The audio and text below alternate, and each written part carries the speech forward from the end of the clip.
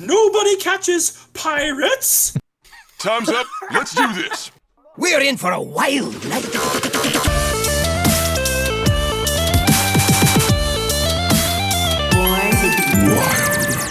Welcome everybody to episode 157 of Born to be Wild, a Wild exclusive Hearthstone podcast where we have fun hanging out with friends, talking about the Wild format of Hearthstone and spotlighting members of the Wild community. I'm your host as always, Nate Wolf. I am joined tonight by two of my favorite people.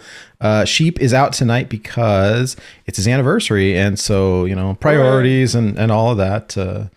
But I am joined as always, or as many times, by Hydra and Schmoopy Daddy. So very happy to talk some Hearthstone tonight. We do have a lot of news to discuss. So, but let's get through some introductions first. Hydra, welcome back. How you doing tonight?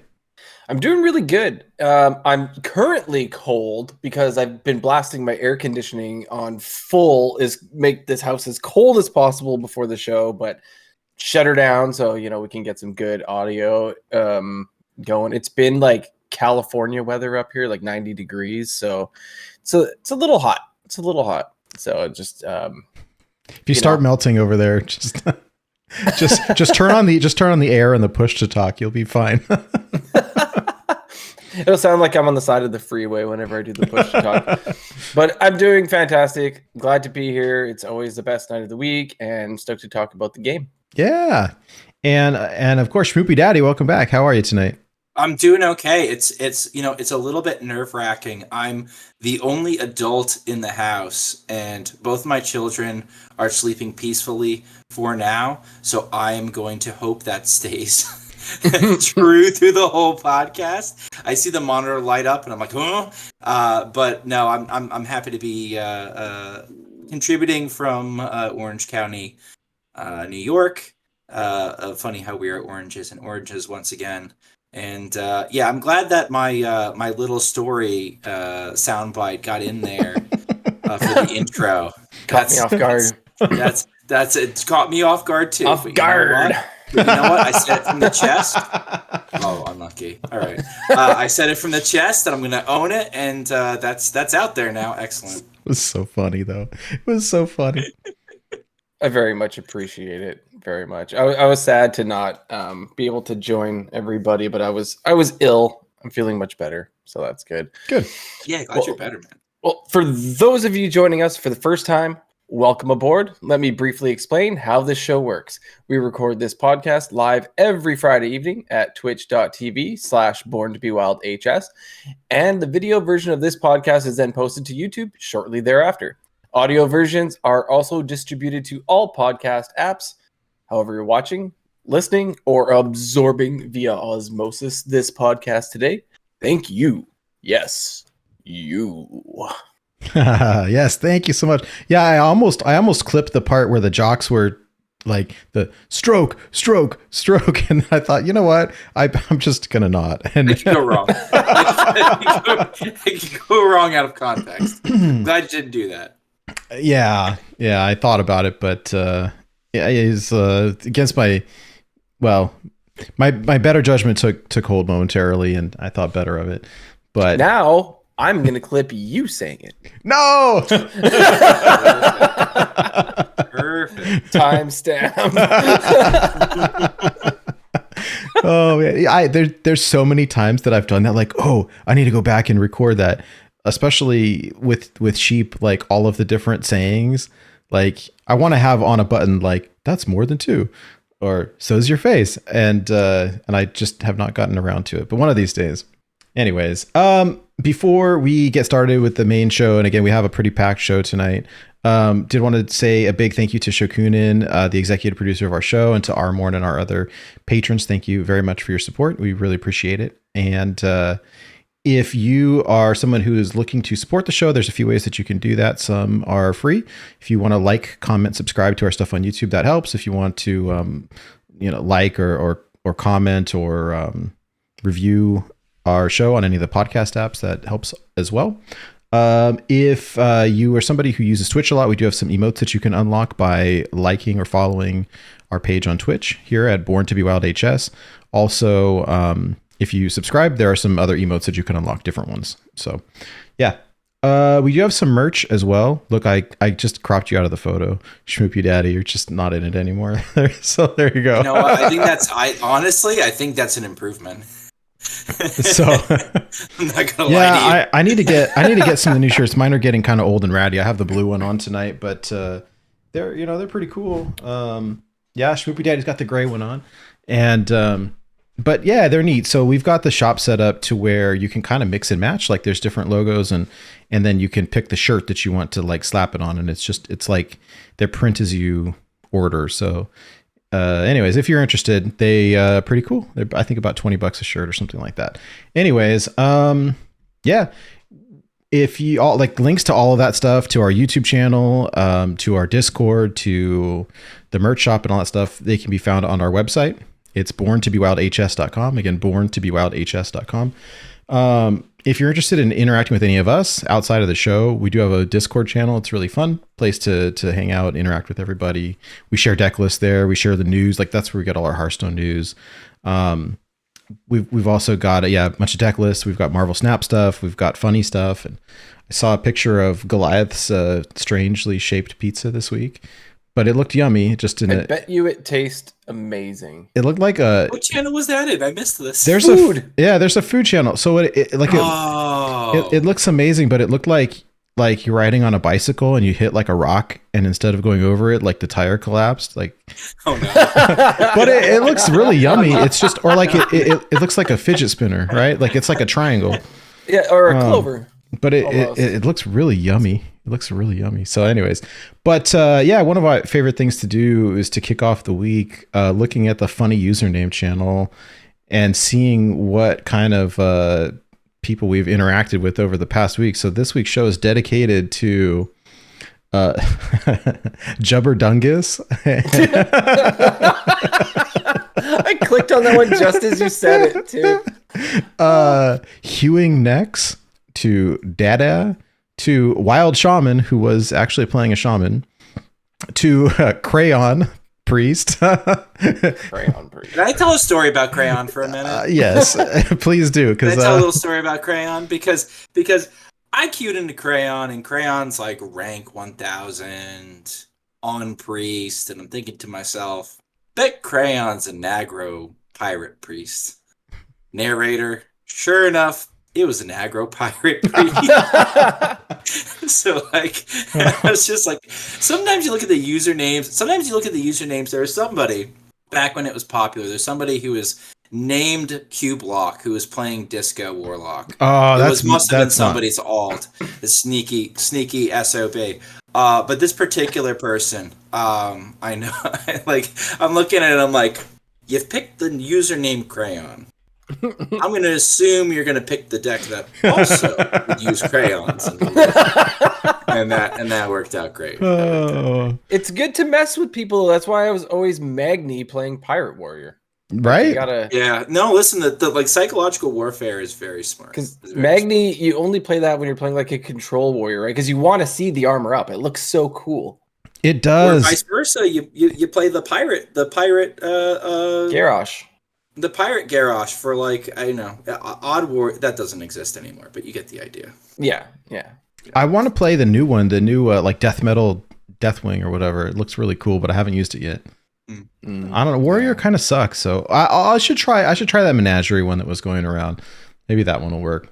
Anyways, I played Warrior in Standard just because I had a quest to do so, and I was playing that one, like the big Warrior, where you buff everything and you have like the totally awesome weapon and everything, and I won all 3 of my games. Wow, nice.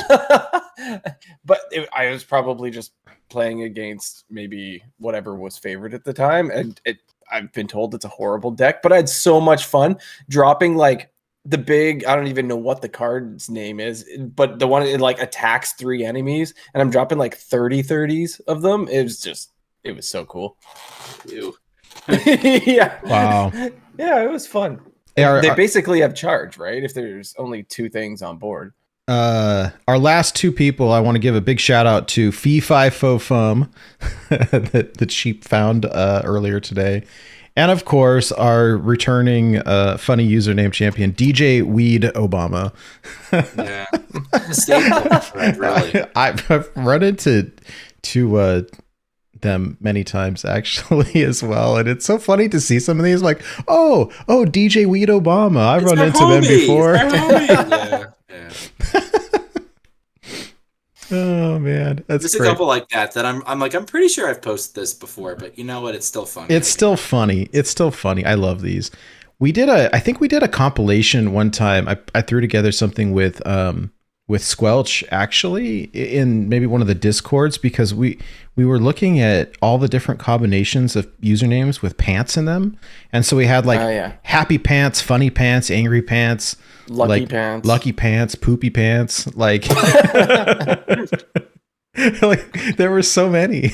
And some of them I think were like the randomly generated ones that you get from like if you start Hearthstone and you let them pick your username.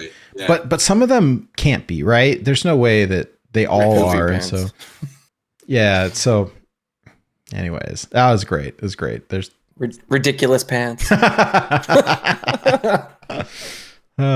He had some good tweets this week, by the way. We'll get into them in the news section. There's quite a bit of news, but we usually kick off the show talking about our weeks. I don't really have a whole lot to report because work has been super busy, and I hit Legend last week, and so I haven't had a ton to do in Hearthstone. I've been playing Classic because I got Legend last month in Classic. I wanted to keep I've got a 10-star bonus, and I wanted to try to keep it, and so I was jamming Control Paladin.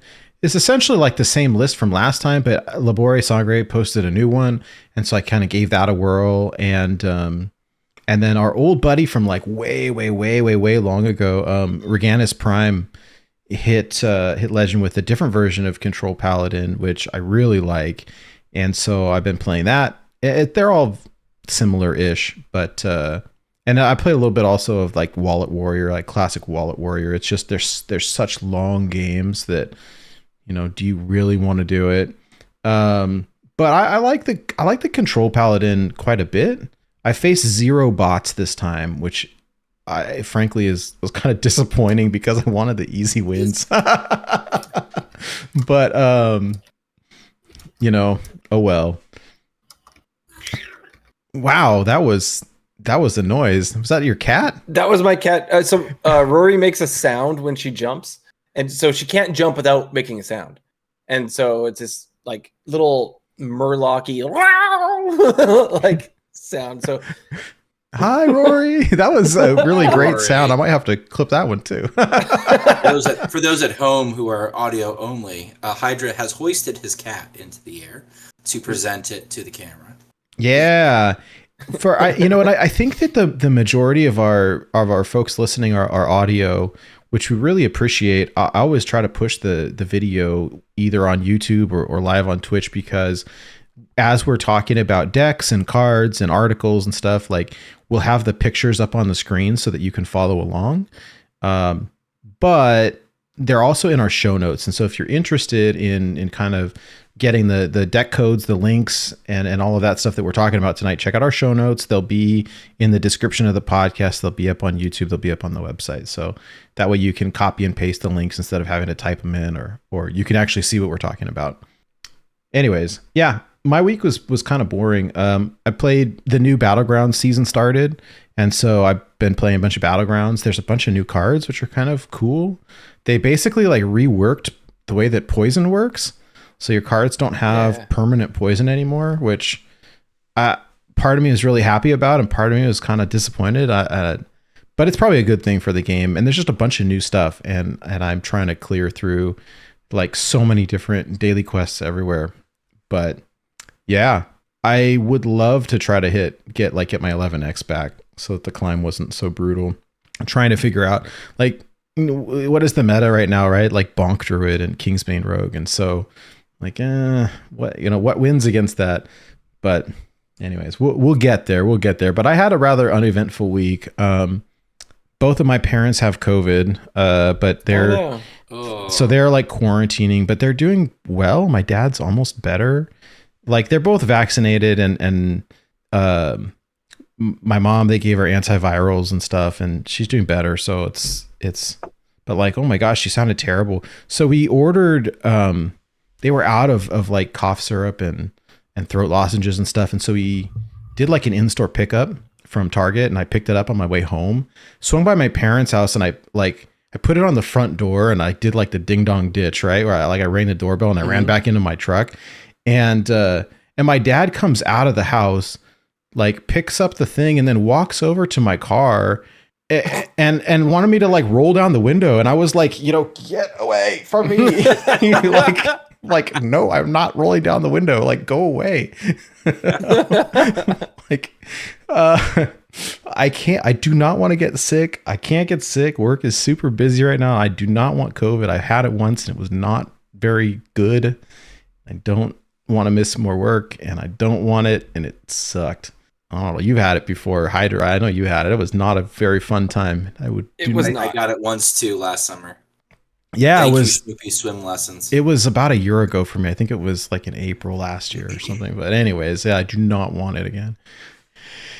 Anyways, that was my week. It was very kind of boring and uneventful. We did watch the new Dungeons and Dragons movie with Chris Pine. Oh, sweet. And it was really good, actually. Like, my kid does not like movies, and he wanted to watch it. We're like, okay.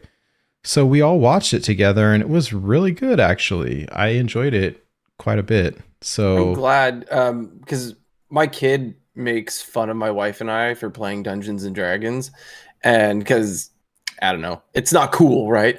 So he thinks it's like the biggest nerdy thing ever. I'm like, I'm gonna take him to this movie and not tell him what it's called. How many times did they say the words Dungeons and Dragons in it? Oh my gosh, the fat dragon was so funny. Like, I don't want to spoil anything, but like, that was so great. It was a good movie. I enjoyed it. Cool. I'm looking forward to it. Yeah. Here's the thing. Like, when you guys are my age range-ish, right? When we were younger, like in high school and junior high, like, it was not cool to be nerdy, right? If you're into video games or comic books or cards or whatever, like, you were just a dork and not cool. And now it's like everybody's into freaking Star Wars and Doctor Who and X-Men and comic books and all that stuff. And like, and it's cool to be nerdy. Like, it's just, it's just so different, right? I know like a dozen funny. people at my work that play D&D. Like there's so many, and it's even people 10 years younger than me, like in their like late 20s or whatever, and they're just absolutely enjoying it. And like you said, it was something to like shy away from just because it made you uncool, like back in the 90s to play it. But I don't know, I find it fun. But it took me, I didn't try D&D till I was 36. So yeah, so my kid and his friend are like, my son has decided, like, he's like DMing a game of Dungeons and Dragons.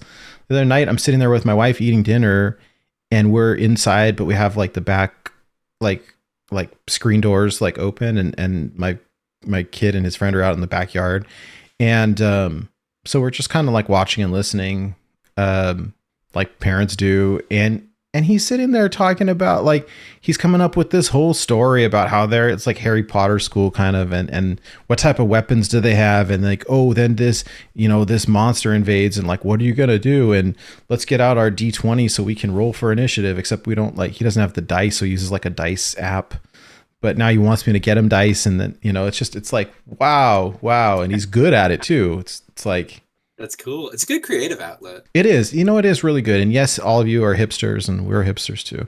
But anyways, it's been a week. I wish I had something like exciting to say, but I think you're a hipster only if you play it just to look cool. Right? I remember, like, okay. When I was in high school, there was all these goth kids who were not really goth per se, but like, I think they wanted to like say they just like wore black and listened to Nirvana, right? And like, but every, I don't know, Friday night or whatever it was, they would all go to like the Starbucks and play the Vampire Masquerade game. And I was like, how do you even play it? You guys are running around like pretending to be vampires at Starbucks? Like, and I just did not understand I haven't the heard concept, of this right? phenomenon. I have also not heard of this phenomenon. Running around Starbucks trying to bite each other. No, I did not attend. So, but I think it's an RPG, right? It's essentially like D&D, right? So it's the same kind of idea. Picturing but people like, bringing their Bibles and their crosses, and then other people are like trying to bite each other. We had, Sorry, I'm uneducated on the game, so I made up my own in my head.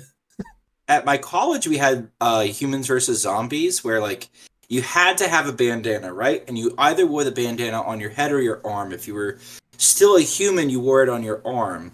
And you were equipped with weapons that were either balled up pairs of socks or a Nerf gun. And if you were a zombie, you wore the bandana around your head.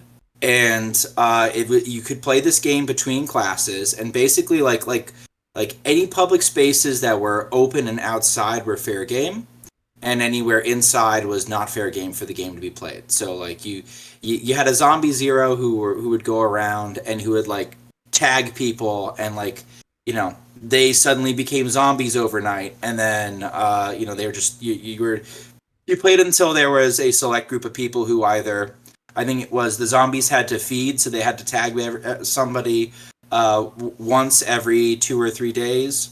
So either there was a human left over who survived, who outlasted all the zombies, or you know, the zombies won, and yay, zombies won.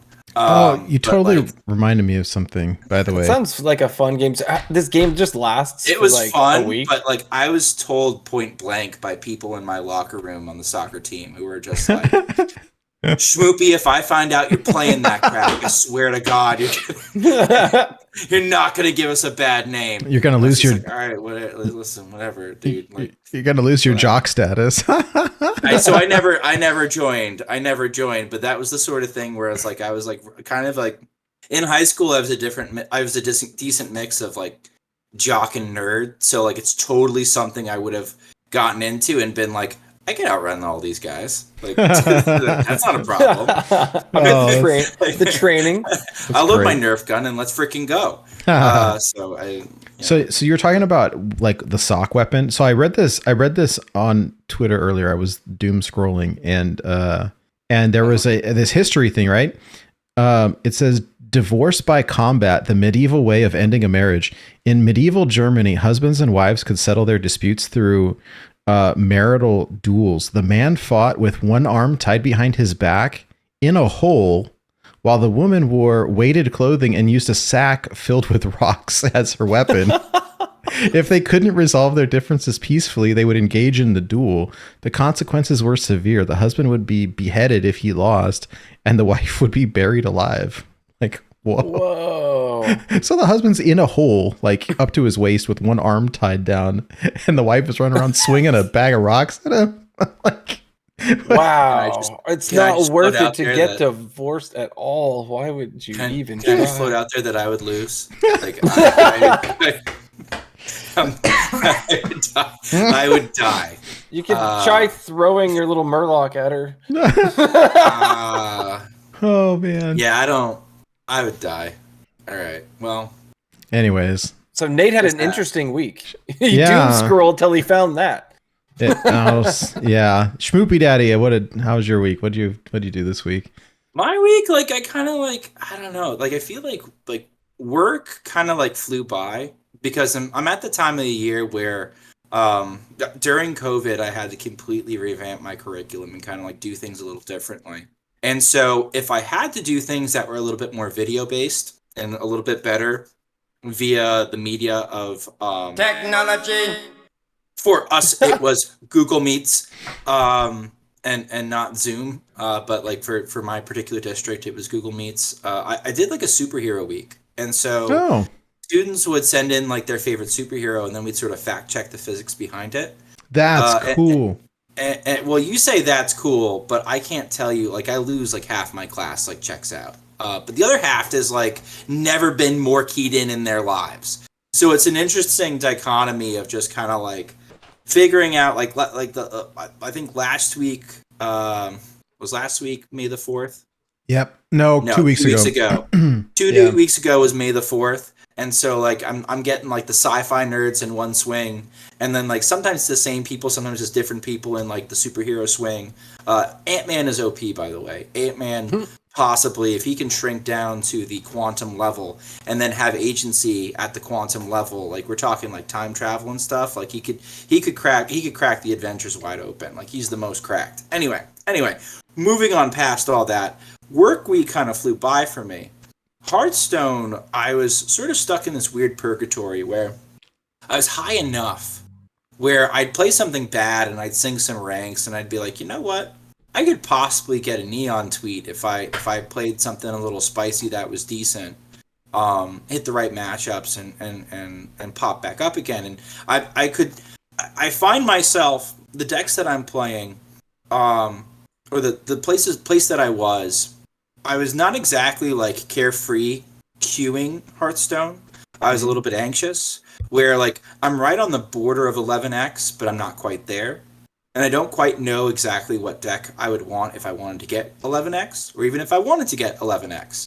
But I'm sort of compelled via competitiveness and what have you to just sort of keep competing. So I spent most of the week kind of experimenting and then like having hot streaks and then dipping back down and having hot streaks and dipping back down. And I kept trying to find decks that I could safely tank with that I'd be happy about. And, just sort of playing down to a certain level before I start conceding down to wherever I concede to. And so that's sort of where one of my decks comes from this week, of just like funky decks I tried that was like, oh my gosh, this actually works. And so that was a lot of fun. But today and yesterday a bit, I have done some conceding and some achievement hunting. I'm currently at gold 8 MMR. and I'm a lot less stressed, like stressed out, and a little bit more excited to get some achievements out of the way. And I've already done like 3 or 4 in the past 24 hours. Nice. Pretty quickly. So like my week was okay. My week was okay, and it's looking up for next week. Hey, I don't know if I'm going to push for 11x. I might not. Oh. Yeah, I don't know. I mean, just if you're feeling it or not. Hey, have you guys ever seen the movie Chronicle?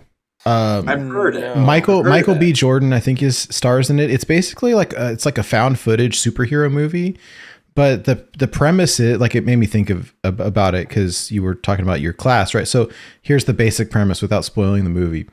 There's some like meteor hits or something, and these guys are like, they're like high school students, and they go out to, and it's like, I think it takes place in Seattle, Washington, and so they go out to like the meteor site, and it gives them superpowers. It sounds super cheesy, but it's like it's more of kind of a gritty like found footage style. But the idea of it is they start testing out what they can do. They're like, hey, if I got powers, like how high can I jump? Can I jump over the house? Can I jump like? Is that not what you would do? Be like, what cool thing can I do? Right? Yeah, right. So they start goofing around with stuff like, hey, can I jump, over the house? Well, can I jump? How far can I jump? Can I do this football field? Can I fly? Like, oh, how do I land? Can I throw this thing super far? And it's, gotcha. That's part of the fun of it, is they're doing this experimenting thing, right? It's a really good movie. I totally recommend it. And Michael B. Jordan was really good in it.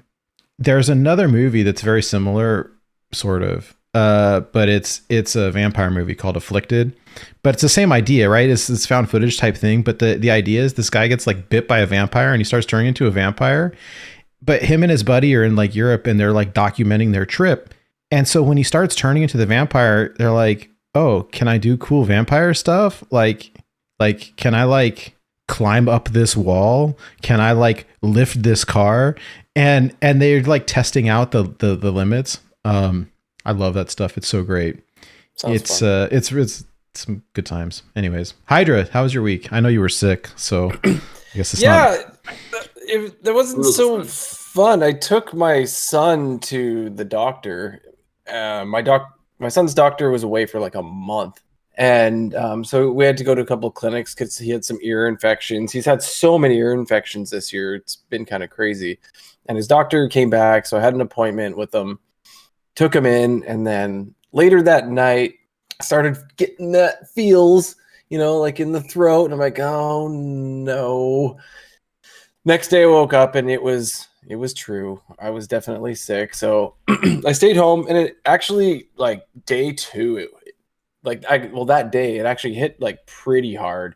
And so my wife, she always quarantines me to the bedroom whenever I'm sick. But when she leaves the house to go to work, I can sneak out and come out here and play video games.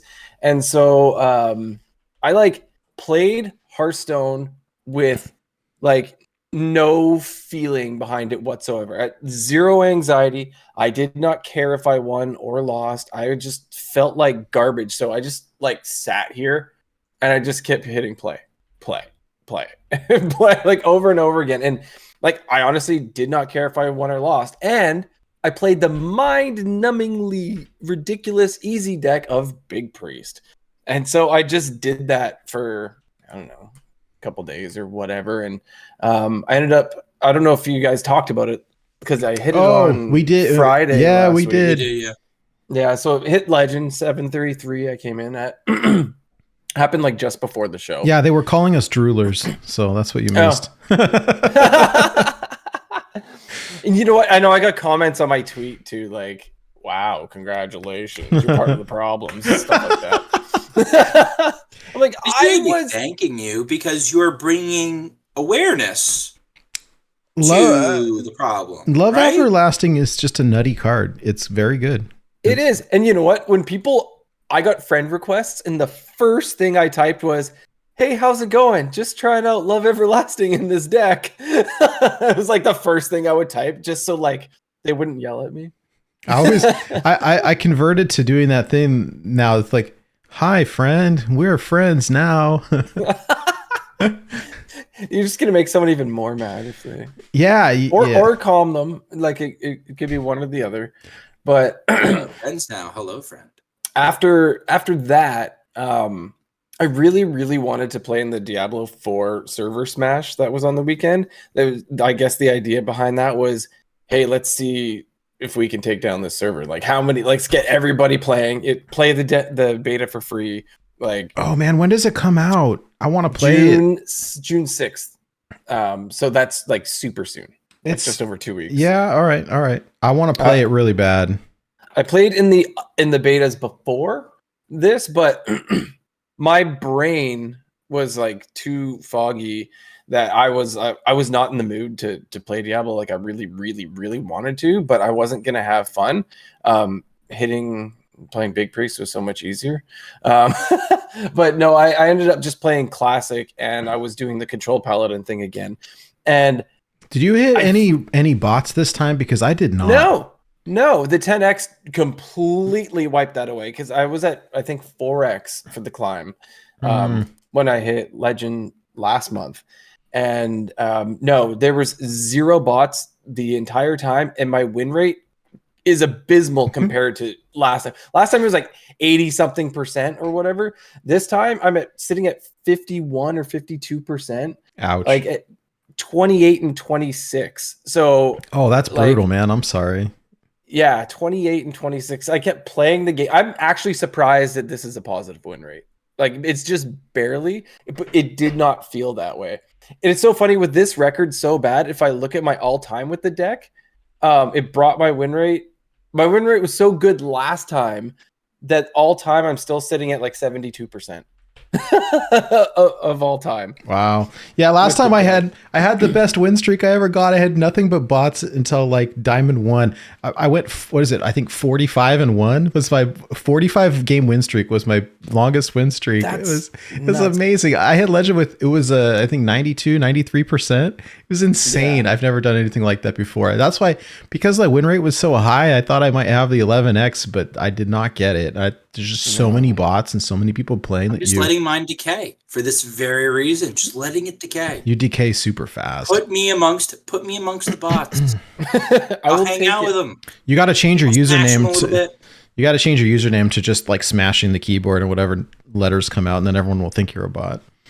So you know what's funny? You know what's funny about that? And I think I don't know if Blue Train floated this idea out, but like maybe all of these smashed keyboard letter names were done by one particular outfit with the intent on selling the accounts to Chinese players who were disconnected and thus having to start over, and this is a quick way for them to catch up. And I will say, I cannot tell you, I have played so many more Alphabet Soup names in quote-unquote mid to high legend this particular season, usually playing aggro decks, like decks that a new account would play because those are the resources that you have, but some of them going all in on like, you know, on Reno Priest. But for the most part, you know, it's like I know where they came from. It's like, oh, I probably played you in Classic at some point. But it's funny, but because I'm starting to see them now, and I know where they came from. They came from Classic, so. Well, it's a quick way to get like your legend card back and get your rewards and unlock a bunch of stuff, and it's gosh, that climb was relatively easy, so it was fun. Yeah, this time it's been absolutely brutal. I feel like I should probably switch to something else, but I was like, I know this. I feel really crappy right now, and so I can just, you know, ride this coast. And so it's sort of working out. I'm only at Diamond 7 at this point. It's so funny. I still have a 2-star bonus at Diamond 7, and I'm still struggling to hit Diamond 5. Like, it's so bad. So you'll hit Diamond 5, and then all of a sudden you're gonna have like it's gonna be all bots. You're gonna be like, thank gosh. I was actually that's what I was hoping. I was like, maybe when I get to D5, it'll be all bots. That's my so star funny. Bonus to decay so far. Yeah. So I am not a player that plays Battlegrounds. I know it's a super fun mode, and I know so many people. I wouldn't be surprised if it's like half of the population play that mode primarily. I don't. And when I saw that we were going to have this like special quest line for Battlegrounds to get these skins, I thought to myself, whatever, right? Like that I've never tried to get any of the skins. I don't care. It means nothing to me. But then I'm sitting here with these unfulfilled quests sitting there, and I'm like, well, I got to do it, right? Like It's a trap. So then I start playing Battlegrounds, and I'm also reading The Running Man right now. And I'm reading The Running Man and playing Battlegrounds at the same time and then I end up putting the book down to focus on Battlegrounds because I'm like, I can do both of this at the same time, right? Because like you buy the minion, you place it, put it down, you got like 60 seconds, you can read your book. Right? Like that was the plan. And suddenly it went from like mostly book, like 80% book to like 50% to 30%. Eventually it was like all BGs on my tablet. And I'm like, oh man. Which by the way, for some reason, BGs did not crash my tablet. Duels crashes it all the time, but BGs didn't. Huh.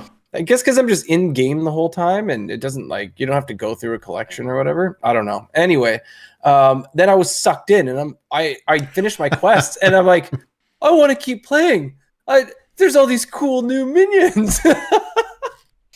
Jerks. That's what they do. They're pulling you in. They make you do it. They're getting people like me. It's funny because I know Shrimpy Mommy is somebody who like she takes minimal input from me when it comes to Constructed and Wild. She takes no input from me when it comes to BG. I send her patch notes. I know she never opens them, and she just sort of jumps in and she finds out like what tier things are on. She does it all organically, and she's been having a ton of fun just because like it's been all sort of new. Yeah. For that reason, but like that's the issue I have with like this is one of the reasons why I don't play BGs. I know I'm a worse father if I'm playing BGs on mobile because it's so insidious. You think, oh well, it doesn't take much of my attention at the beginning. Yeah. But the turns ramp up in complexity, and you need to do more and more and more in the time that's allotted you. Oh yeah, and I end up roping. Insidiously, it becomes all-consuming. and meanwhile you don't feel it happening because it happens so slowly. It's like we are the frogs in the boiling pot of water. We don't feel the temperature rising, but then all of a sudden we're being cooked and we're gone. So I stay. It's one of the reasons why I stay away from beaches. Wild, it's like there's some decks in Wild, there's some situations in Wild. It's like, listen, I'm basically a high functioning bot here. Like I can pay half attention to this and jam a game and whatever. But no, not BGs. Yep. Yeah, I learned the hard way there yesterday. By the way, Running Man, the book is awesome. Like compared, like the movie is like 80s action hero Arnie, right? Right. Oh my gosh, the book is so good. Highly recommend. Stephen King books are typically good, but his like in the 80s when he was doing a ton of drugs were like really something else. Yeah. Speaking of that, yesterday when my wife was at like she's in the parents advisory council for the school, she was doing like her meeting and I dropped her off there and I'm like, I'm going to go to a used bookstore. And I ended up finding 6 Stephen King books that I didn't have. Dang. Already. Well, Yeah, all right. it was What books did you get? Cujo, Oh, okay. right? A classic. Pet Cemetery. Oh, that one's crazy. Another classic. Yeah. Yeah. That book We is talked about intense. that one last week, didn't we? Was it last week? Yeah, was it or the week ago? before. It was like- when Hydra was here, I think. But yeah. It's like once you have kids, no. Yeah, that's what we did. Yeah, it was once we have kids. Dreamcatcher, which I've only ever seen the movie. Oh, for Dream! this. It's good. It's good. Yeah, And it's long. it's It's like super long. just under 900 pages. Then I got Sleeping Beauties That that one he wrote is with his son. kind of weird. Yeah. Revival. Oh gosh, that one was really good. I loved that one. The cover already looks good. It's got like a creepy church and a graveyard on the cover. So I really already enjoyed sold. it a lot. That was one of my recent favorites. and this one I believe is more modern. So I'm not super. Well, I mean, some of his modern stuff is absolutely great. But Nate, you said you read Cell. Yeah, the movie was really bad with John Cusack, and I think Samuel L. Jackson was in it too. It's like a zombie apocalypse, Walking Dead, like Oh, type of. interesting. But like, what? I mean, like what happens the is like hard- all the cell phones ring, and if you answer the phone, you go like you turn into a zombie. It's kind of oh, Yeah. weird. Yeah, like so the hardcover. The hardcover is normally $34.95 and it's in perfect condition and I got it for $6. nice. We So take those. Yeah. we take those. So I was pretty stoked. I'm gonna add to the collection. So, but in general, yeah, that was my week. I'm feeling a lot better, though. I have noticed, like while I'm talking, that my throat's getting Oh, a little no. sore. But I'm fine. It's okay. That's good, dude. maybe- I watched I watched the movie Martyrs this past week. Oh, that movie is so messed up. Oh my goodness! It is- I like I had heard that it like it's on all these lists, right? And it came on Shudder, and I was like, oh, this is this one that I keep hearing about. But like, so I watched it, and like I don't even know what to say. It was really something else, and I went to like a movie store uh-huh. at the time, like that sold DVDs and whatever. And I walked in and I said, "Give me your craziest horror movie." And they were like, "Here you go," and gave me that one. Yeah, that's sounds about right. And so I bought it on Blu-ray. I watched it once and only once. Yeah, and then there's this big debate about the ending of it, and anyways, it was definitely a trip, and I don't think I ever want to watch it again. But it was also, I don't know if good is the right word, but I don't think I could. Martyrs. Heaven Store is asking for the name in the chat here. I'll link you the IMDb. It's on Shudder right now. If you, I have Shudder, and It is truly a messed up movie. Like I remember with the person that we were watching, and it was like, okay, make some popcorn, like time to get scared. And the whole time we were like, oh, it's not scary. Well, it is a little bit, but it's not. what's happening? It's not scary in the scary sense. Apparently, they did a remake of it. What? They did Like, already? Yeah, so it was from 2008. Yeah, that's the one I watched, the 2008 one. They did a remake in 2015. Oh, interesting. It's good. It's very good, and the Which one did you watch? I watched the original one. Yeah, Yeah, it's got a 7 out of 10. I mean, it was quite good. It's just like, holy cow, you don't watch it with anybody squeamish or kids, and it's very Disturbing. yes, Never with children. and it's very violent, for violence sake as well. But like, there's sort of a point to it. I don't know. It's just, it was something else. It's kind of a trip. I don't know that I would like recommend it unless you like enjoy that type of thing, but it was very unique. I don't want to spoil it. Anyways, let's talk about Hearthstone since we're here doing that sort of thing. Yay! Happy card game. Oh, I pressed the wrong button. And now, unrelated advice I guess we have to end the show. with Nate Wolf. Oh my gosh. Yeah, my advice to you is yeah, don't watch that movie around your kids. Don't watch that movie. Or just don't watch it. Welcome to the news. The news is so good. Speaking of other things to not do, there you go on the screen right now. Golden Wild Bundle, $69.99 Yeah. for 20 golden packs and 20 golden wild packs, I should say, and 3 golden wild legendaries. Do not buy this money, or do not buy this bundle. Those that- legendaries could be awful. It's gonna be Right. Nat Pagle and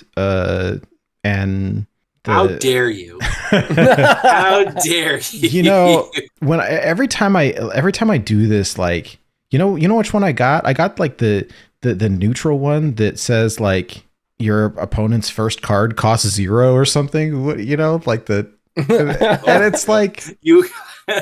you know what I'm talking about? Did you get? Well, there's Millhouse. that No. makes their spells It's cost like the cool looking like star lady. Is it Dusk Fallen Aviana? Yeah, no, Oh, no. that would be bad. No, it was not. Although I got that one time also. I in gold. Yeah, I'm really just disappointed. Hold on, I'm gonna find it while we're talking. Thank goodness about it, for duplicate protection. so here's the thing, though. So there's 2 bundles, right? Golden Wild Bundle, 20 packs and 3 golden legends. But there's also a bundle, just the Wild Bundle, is 25 packs and 2 random legends for $19.99. That's a way better deal. That's pretty good, actually. Like, if you're just missing like a small handful of cards, because of duplicate protection is not bad. Like 20, but like that's less than $1 a pack. Plus the legendaries, like they're going to be bad, but still, the dust to pack ratio, like value there, is good. So I think that one actually is. Like for like standard players who are always trying to get into wild. He's like, oh yeah, so I started buying wild packs, and that's like you're buying the absolute worst option to get into wild. Like wild packs in general are just for people right at the edge of like, I almost have every card. This will put me over the top. This is the most efficient way to do that. It's just because like what I'm missing is scattershot across several expansions. I might as well just like do wild packs and get it over with, right?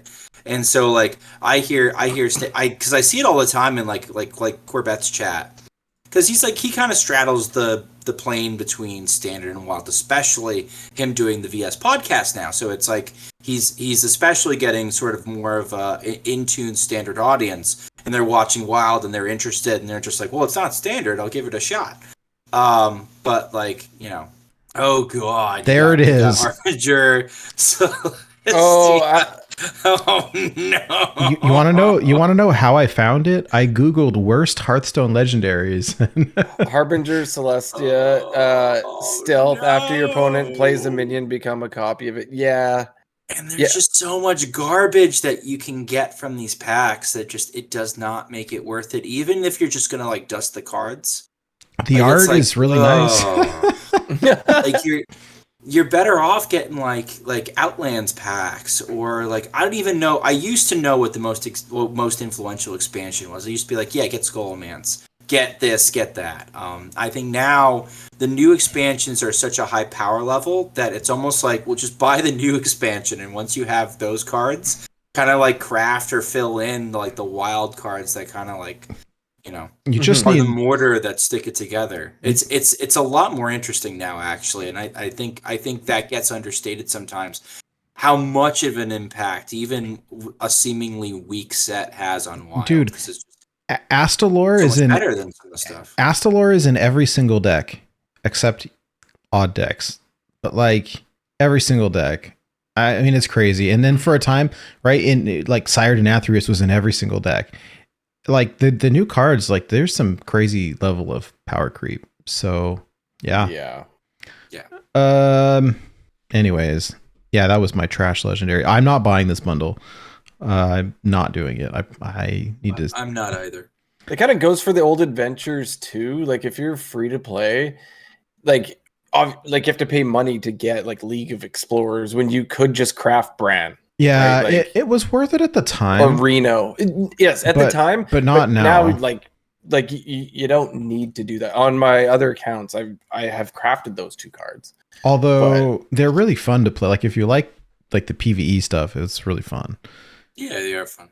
All right, anyways, more news. We got a lot of news, so I'm just going to keep pushing through it. They just announced BlizzCon is coming back. So BlizzCon is going to be coming in November 3rd and 4th here in Anaheim, California. What? Right where you live? Yeah, it's like really close to my house, actually. It's probably like a 15-20 minute drive or whatever it is.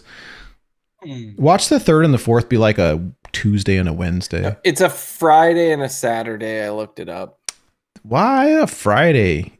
I don't know. Because I was like, oh, well, let's see if maybe I could make that work. And it's a Friday. I'm like, oh, I can't make Back in the day, these like the tickets sold out super fast, and I have not even I'm afraid to click the link to find out how expensive they are, because like I used to get the digital one so I could watch the stuff online and then you could still get the goodies. Like Mare and the Fox. Yeah, I got golden Mare and the Fox, right? Me too. And is there BlizzCon tailgating? Like if you can't get in the building? I'm sure there is, because start roasting weenies and drinking beer in the parking lot anyway. Because it's at the convention center, right? Ruckus. You'll still run into like Trump and Crip out there, maybe, you know. Yeah, maybe. I mean, while they're going in, you're like, yo, Trump! Woo, come shotgun a beer! Well, you know, it's really interesting, right? In Chat Heaven Store, right? Anyone think that cons are kind of outdated with what happened with E3? Well, I don't know about E3 so much, but I do recall, right, there being a bunch of like Blizzard people in the past, like doing bad things in their hotel rooms, and a bunch of sexual assault stuff happening, and a bunch of like, I don't know. That being said, if anyone's going to BlizzCon, like even if I don't go and you're going to be in like this neck of the woods, I'm like really close to it. So if anyone that is going to BlizzCon like wants to do like a meetup or something. I wonder if, because so like the Angry Chicken used to do the bowling alley crash every single year. I wonder if like everyone, even though the show's over, is still going to meet up there. Yeah, I don't know. Because that would be like a haven for a bunch of people, because they would just show up, take over the bowling alley. That's funny. How much is it going to cost? I'm afraid to. So you could go bowling and not have to buy BlizzCon tickets. You don't. Here's the thing: like, you don't want to stay in Anaheim because Disney owns the entire city of Anaheim, and all the hotels are super expensive. So, like, don't stay there. Stay somewhere else. Like, that's like 15 minutes away. That's my recommendation as a local. Like, how's the transit like around there? Is it pretty good? Like, no, if you stayed in Temecula, could you take a bus from Temecula to? No, there's. No? I mean, there's buses. Like OCTA has buses, but like you don't really want to take them, and if you do, you'd only want to take them local. But no, there's no, like, the infrastructure is not really built for mass transit. Like when I was in Portland, so you could take the train everywhere, the metro, like everywhere. And it was, you know, it was kind of smelly, but like it worked really well. And you could get anywhere, and we would always take it to the airport because then we wouldn't have to like figure out what to do with the car. Could like take the metro to the airport and not, yeah, it was awesome. And I used to take it to work when I worked in downtown Portland, and not because there's no parking down there, and it worked out really well.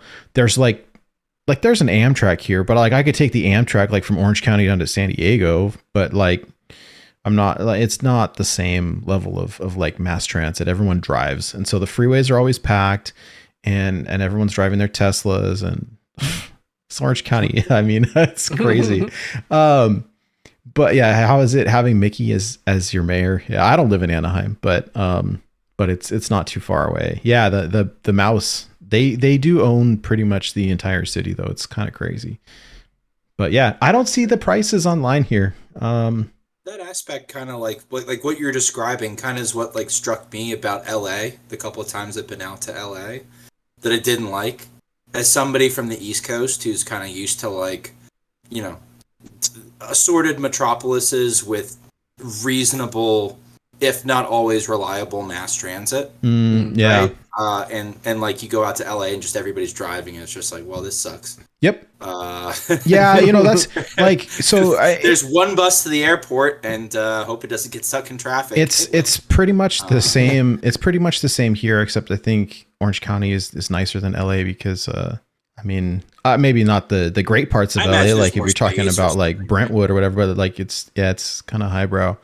But anyways, the point being, if anyone's going to BlizzCon and is interested in like doing a get together or something, I'm not sure if I'm actually going to go, but like be down to get together afterwards or whatever if anyone wants to do that. We're going to be WildCon? Dude, that'd be fun. Are we going to do it? Well, if anyone wants to, you know, do the thing. I need to see ticket prices first, and then we'll talk. Yeah, San Diego is nice. San Diego is nice. So for those of you in other parts of the country or the world, right? Like California is long all across the left coast of the US, and San Diego is down at the very, very, very bottom, like on the border with Mexico. And then you go north a little bit, you have Orange County, and you go north a little bit more and you've got LA. So we're between like LA and San Diego. Then you go really north and you'll hit my house. Yeah. Well, it's kind of funny, right? Because you get on the, like when we moved, we drove, like we drove the vans up and drove the trucks up, and like you literally get on the 5 freeway and you keep going north and north and north and north, and you just stay on the 5 freeway, and it goes up like all the way through California and up into Oregon. You keep going on it. It goes into Washington. You keep going on. It goes into Canada. And like, you don't really, it's crazy. Actually, there are no turns. Yeah. It's actually, yeah. Pretty straightforward. Hey, so Hat had some good tweets this week. Now that he is, officially on Blizzard, but there's some good, like PSA tweets. So I wanted to share these.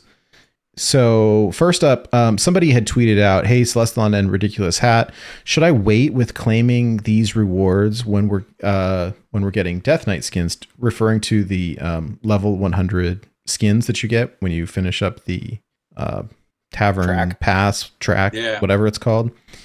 Long story short, so Hat says, "I'll defer to Celestalon, but I'm pretty sure that when a level 100 skin is added for DK, you'll be aware well before that season's pass goes live." And Celestalon says, "Correct. It'll still be a bit. We know we dropped that ball. Sorry, it's coming." So long story There's only short, one left for me, right? Like, so like, I imagine you guys are in the same boat. I'm pretty close. I'm pretty. I've hit it every time, right? Yeah, me too. I don't know how many I have left. I think 2, but I haven't hit 100 yet this time. So like, it's a relevant question just because it's like, I know I've run out of the other ones, like the level 200 skins that were supposed to be like super whatever, like supposed to be more important than level 100s, but like just because of the virtue of like how quickly I like cruise through levels on the battle pass, those I've actually run out of and don't get a prompt for anymore, versus the level 100s I have to wait and get one in every expansion. So this is actually a really good question. Yeah, no, it's relevant, which is why I brought it up. I thought it was anyways, yeah. Do you remember on the show when they first announced the like level 100 skins? Oh man, I was so And- paranoid because I Yeah, thought you could only. I No, was I pissed, remember man. you being like, I don't want to have to wait like a year and a half to get all of these. Oh, and that's you, funny. you're Well- like so bummed, and here we are. I also thought, right? They're like, hey, you get to the end and you can choose one of these, and I was like, just one. and I was like, but I there's want them all. but there's 10, and I want to have everything, and how can I, like, I can only choose one. My collection's not going to be complete. And then they tweeted out like, nah, like you can do this more than once. Like That was Dark Moon Fair. in the next pass, right? like it was a long time ago at this point. I can't remember. They were like, when they- hey, Dark Moon Fair. I remember Celestalon, I think, had responded saying like, yeah, and next pass, like you'll have the same options, just the one that you selected last time won't be available. So like you can Yeah. get them all. It's just going to take a while. And then sitting here calculating like how long is it going to take to get them all. I think I have 2 left, but It was like I'm not. 2 years or something. I don't You know. didn't hit 100 yet, right? No, I have not hit 100 yet. So then, all right. So we're on basically the same. Yeah, I think so. I'm 126 right now, but I do a little bit of extra stuff, right? Like I do a little bit of, man, I really can't beat this one Mercs level on my drive to work. And so there's that, and then I also do some achievement hunting. So like I'm a little bit Wait. You play Hearthstone while you're driving to work?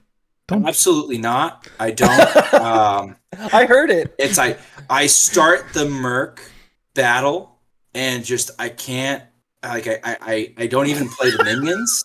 I get so confused when I open Mercs that I can't beat the boss, and so I concede after 28 minutes. Oh, like you're And, like XP farming, yeah? No, I am not. I am not doing Well, I mean, that. I wouldn't. Nate Wolf. I am not putting that on camera. That is besmirching my character as a lawyer. I'm disappointed, and honestly, a shame for you that you would so blatantly accuse me of that. So what you're saying is you'll start a Mercs match before work and realize, oh, I'm late for work, and then you hop in your car and you go. And then when you get to work, you play your first minion because you forgot you left your phone on. Whoops. Yeah, I'll concede because I'm upset at this point that I'm at work. I can't play Mercs anymore. So like 100%. Wow. 100%. And All I right. definitely don't do that 2 times a day to and from work. That's definitely not something that happens. I remember. Absolutely not. You can't. It's like I close the app in between taking off for work and arriving at work, and then open the app on my phone, and I'm able to concede and gain credit for the map. But like it's completely unintentional. And Of course. That's You're just so forgetful. That's why. I worked with a lawyer before he had moved to Portland and come back, right? We were here in Orange County as well, and I worked with this attorney that I see pretty regularly, and on his business card, he had in both English and Spanish this saying that a fish dies by its mouth. Like, you get that, right? You get arrested by the cops. Do you talk to them? No. Right? Like, that's the, anyways. Yeah. So this is, we're going down the rabbit hole tonight. Sorry, but it's, Sorry. It's a fun night. it is. So the Tavern Brawl that we were all freaking out about last week got pushed back by a week because of all these balance changes. So here's the tweet. Attention brawlers, we're pushing back the Heroic Tavern Brawl back 1 week to give you more time with our balance changes coming later this week. That's a lot of weeks in one sentence. The current Tavern Brawl will no longer end 1 day early. Instead, this week's will. Details on this week's changes coming soon. So yeah, the Heroic Tavern Brawl is going to be next week, basically. What happened was they announced a bunch of nerfs and some buffs and didn't want to have those go live like right when the Heroic Tavern Brawl was happening, which I appreciate. Coincidentally, this... Yeah, good call. Oh, man. They had to, right?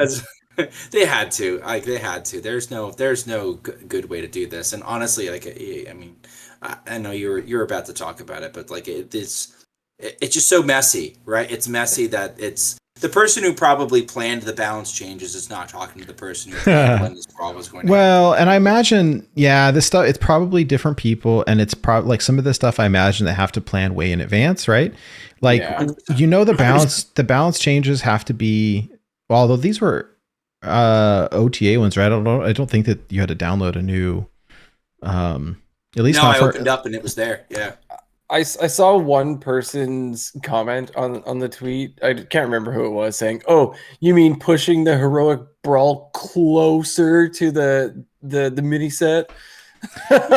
you know that what this probably budget. means is that we the mini set is also delayed by a week, right? Because that's what always happens, right? We know how these things line up. You get the heroic brawl and then the mini set. That's how it goes.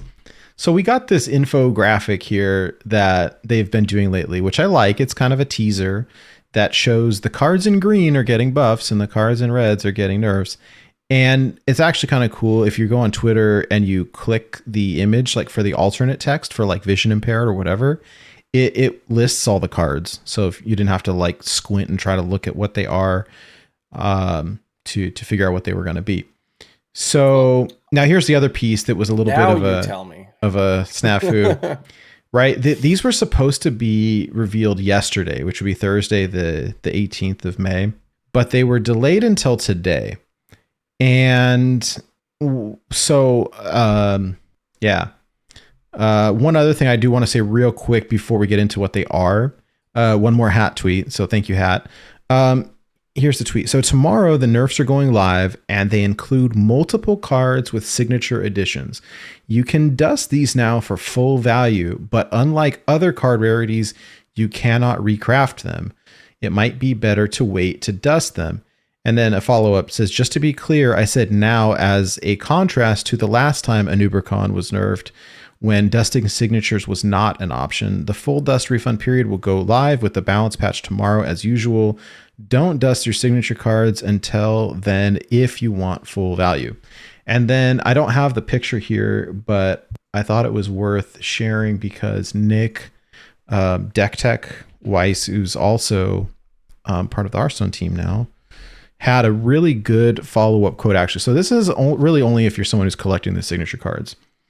But I think that this is pretty valid here. The way that these work is that they're super rare, right? Like the pull rate is really bad. And with duplicate protection also, I'm trying to find the tweet while I'm talking here, but essentially what he said was like, if you dust these, the chance that you're going to like pull another one is like slim to none. Yeah. Basically, like that's the TLDR of it, right? Because they're, Any of the signatures that I've dusted so far have only been because we have a diamond that I like better.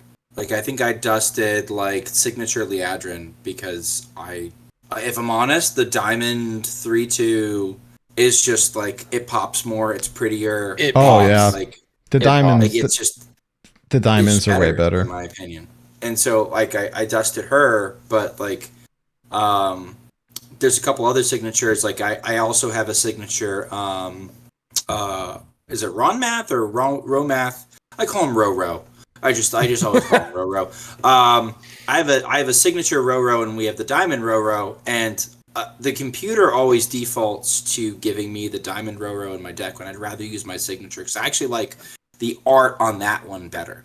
And I know I've been critical of the signature cards for March of the Lich King in previous episodes for obvious reasons. I'm finding them more recognizable now because I know I figure out which little light spots are which card.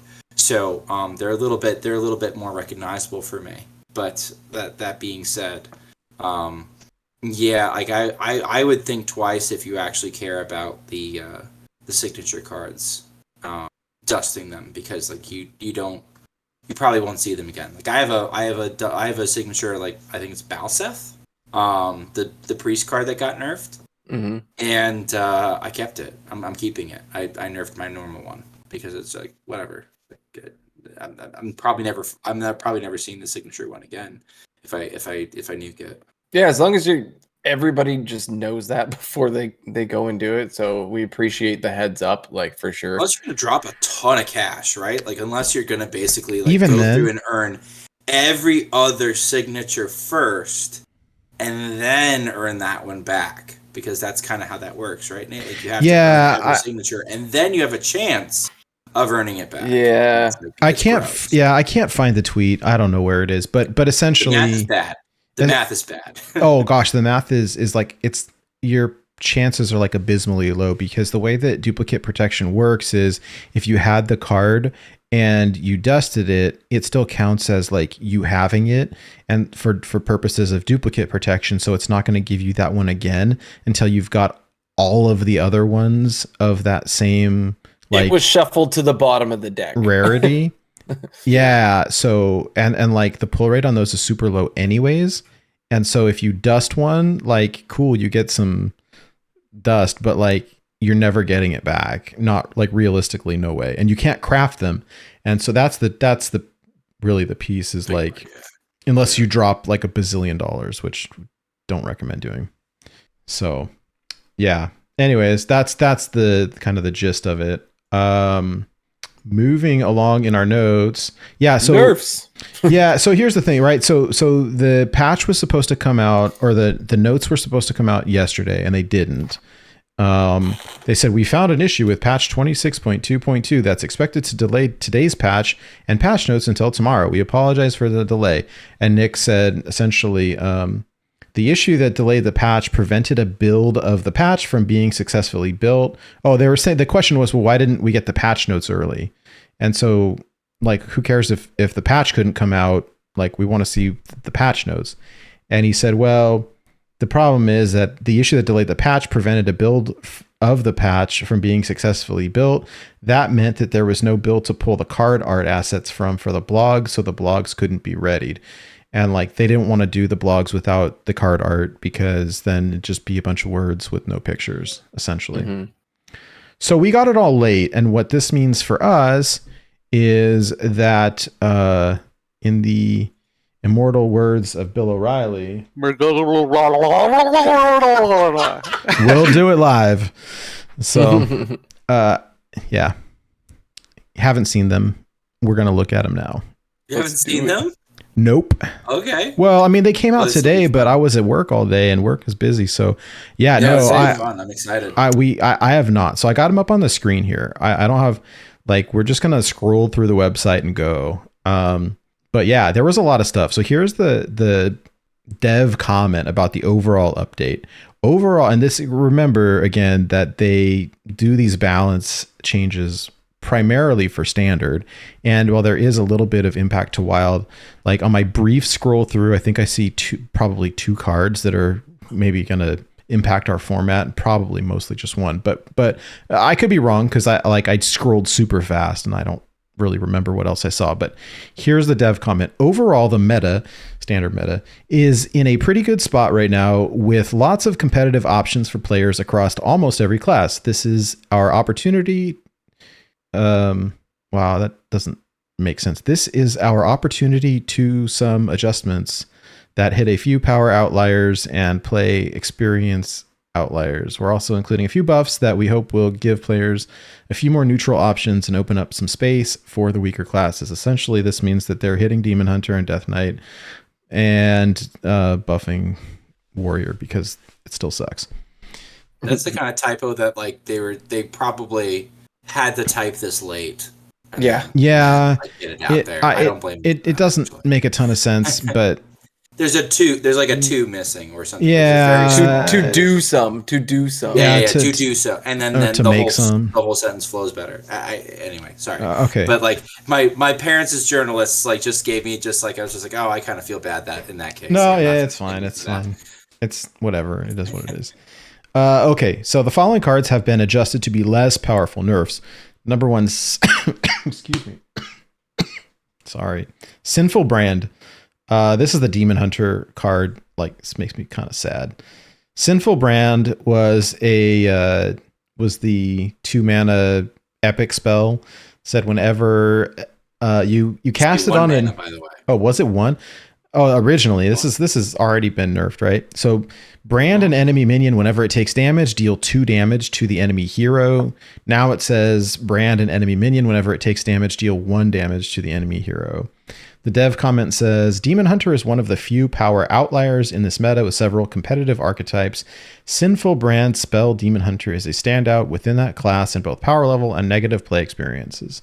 This change is intended to significantly reduce the power and prevalence of that card. Like, that kind of sucks, man. I really liked this card. Schmoopy, what do you look excited? So like this is like, so Spell Demon Hunter was, I think, far and away probably the best deck in Standard. Yeah, Like, that's when what you I look hear. at, like how it was performing in High Legend, and this card punishes you for playing minions. So like that's kind of like one of those themes of like, all right, the cards that punish you for playing the game, not always, but they tend to tap those, and this punishes you hard for playing anything with a high health.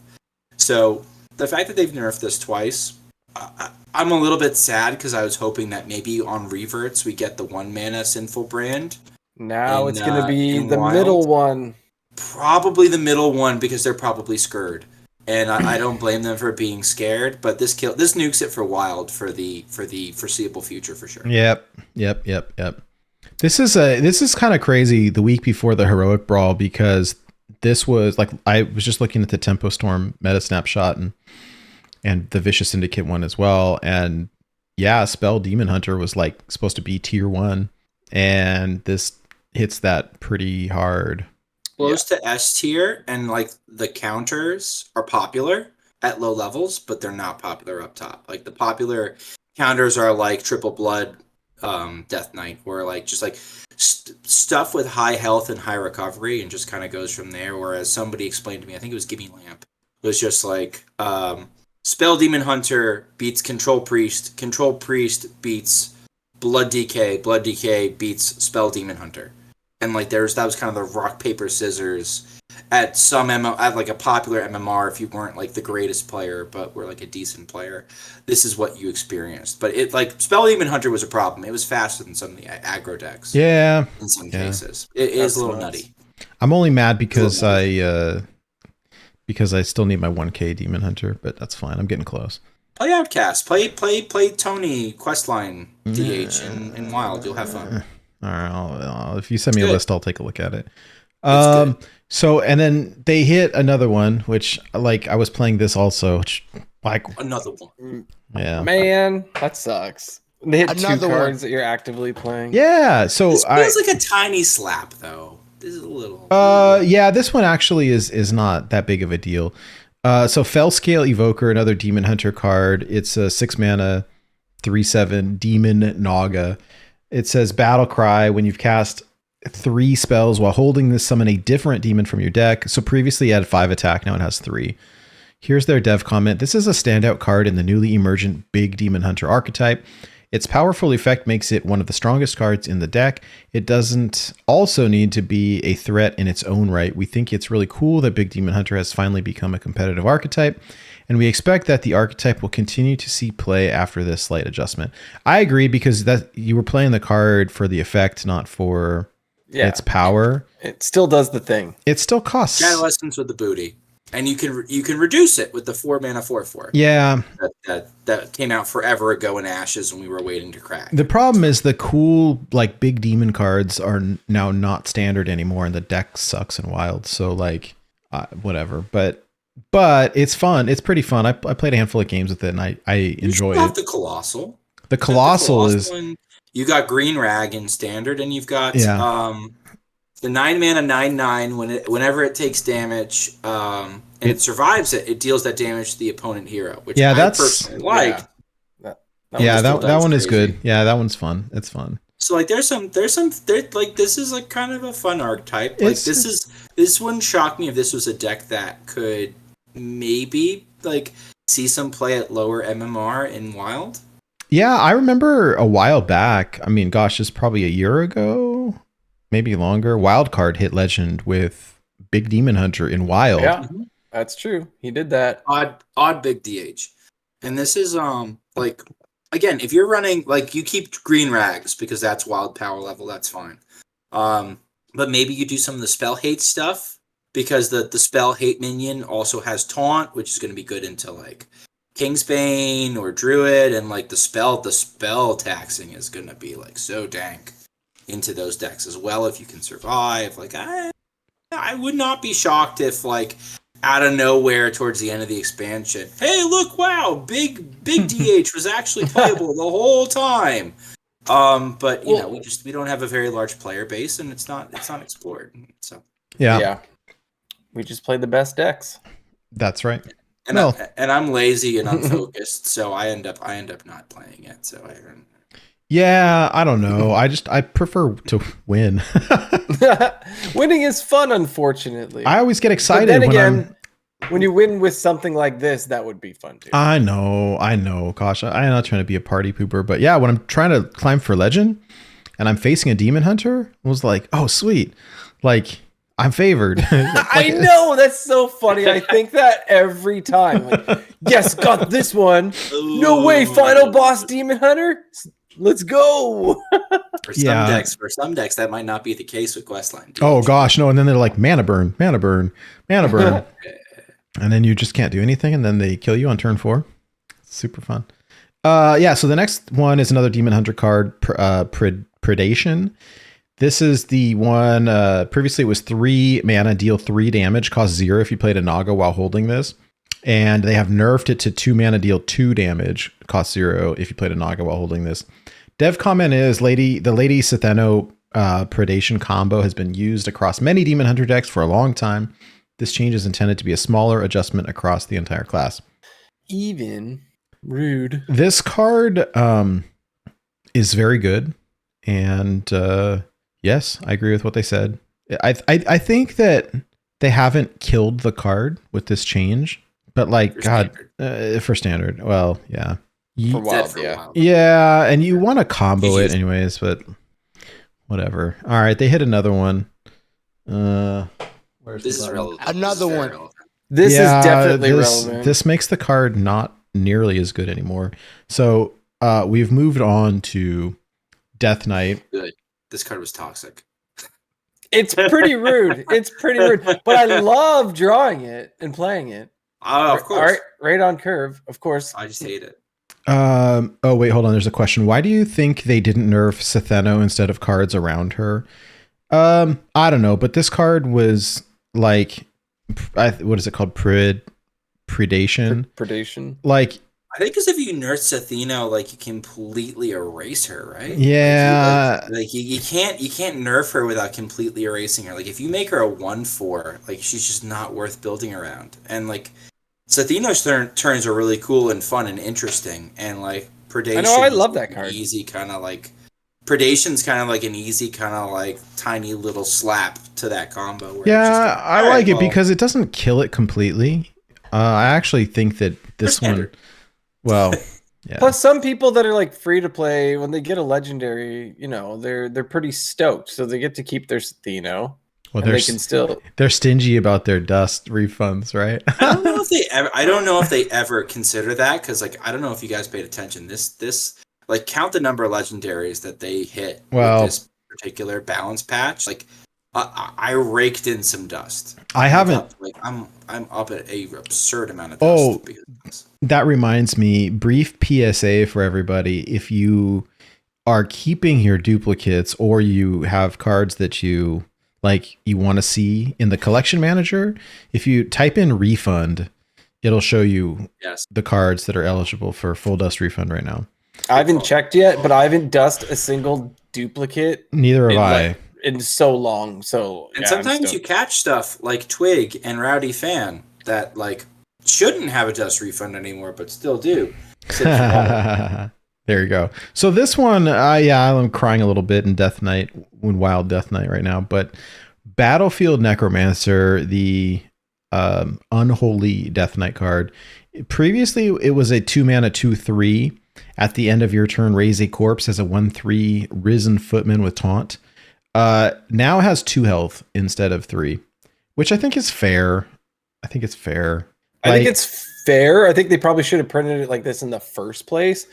And we probably would have played it at the time. I think because a corpse turning into a 1/3 this early in the game is pretty nutty.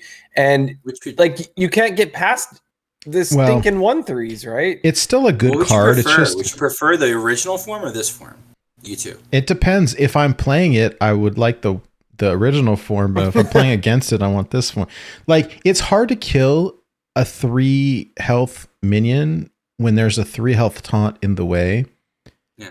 But the 2 health is not that bad because there's ways, like, you know, with spells or minions or whatever, that you can kill the Thing from Shadow Priest, like there's a lot of there's a lot more ways. Now, do we still play this card? Like, I think it's going to take some testing. I think you have to. I think you have to. I think you have to play it. It's a good card. In fact, the card was busted before, and so now it's just fair, which makes me think like, it's too slow for Wild. But I think the card's still good. I assume we still play it. It's just Sheep is at home crying right now because I think of the this fact card. that it's still printing 1/3 taunts. Yeah. Every turn that you have a corpse is still like it makes the cut. It's closer to the cut than it was. Honestly, it was kind of toxic. Yeah. when they announced that change and it was a 2/3 that was printing 1/3 taunts, I'm like, I don't know if that's a good idea, Blizzard. I would like to given I say that in a year's time, if they revert it to full power, 2 mana, 2/3, print a 1/3 taunt. It was really good. Since then is probably it's probably still good, but it's fine. So like I'll probably be okay with a revert to it, but like I almost would prefer, like somebody like Heaven's Door saying in chat, I would almost prefer the original 2 mana, 3 health, print a 1/2 taunt over this particular form where it's like the mechanisms that is producing the value is easier to pick off. Like it feels like it's just so much weaker than, like, they could have just reverted the tokens and like what does it really affect? 2 cards? Do you think that couldn't print more? Because that version, I believe, in my opinion, is definitely better, right? Than this. Yeah.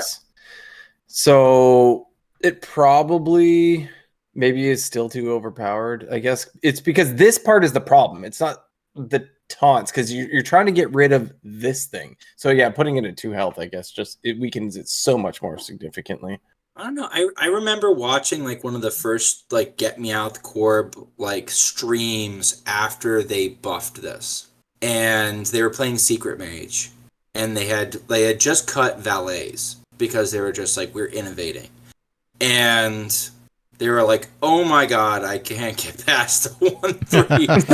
How do I kill the 2 3s?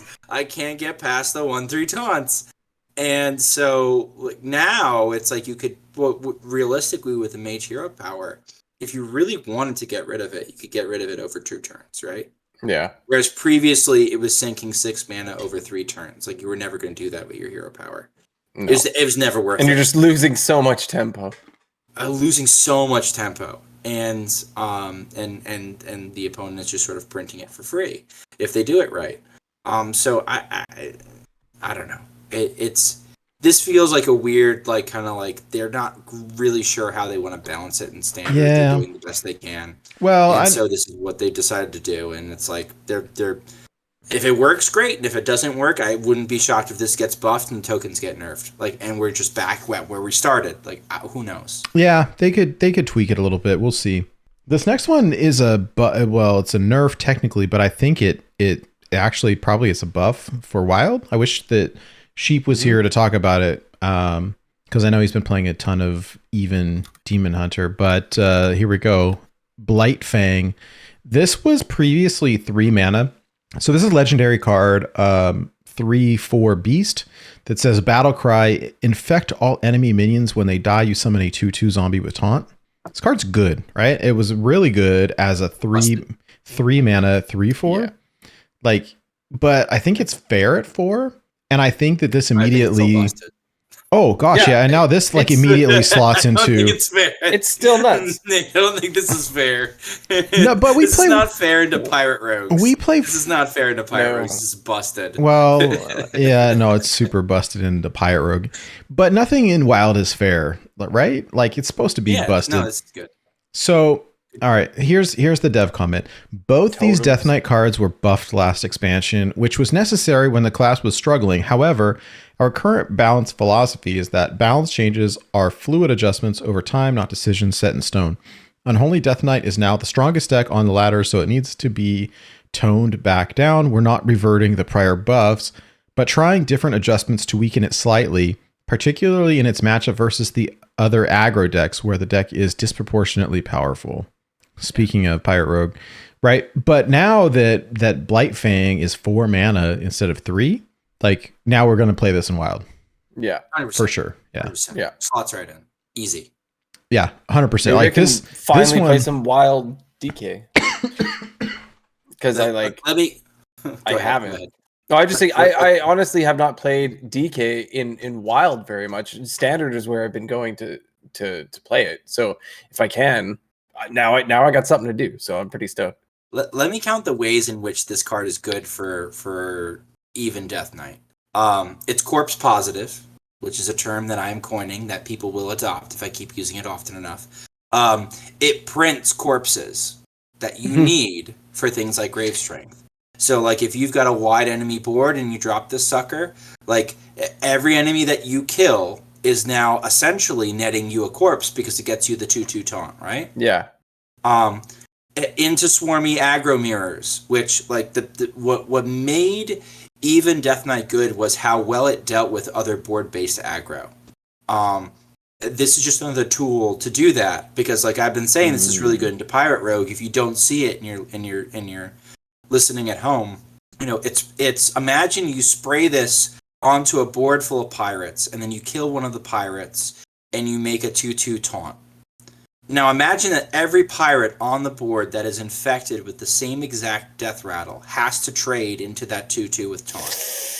Every single one is going to trade and print a 2/2 with taunt. Yeah. And so it becomes this Sisyphean task. Nobody catches Pirate Rogue. pirates. Nobody catches pirates, but you can smack them in the face enough, and they stop. Their portrait blows up. It's game And over, so- man.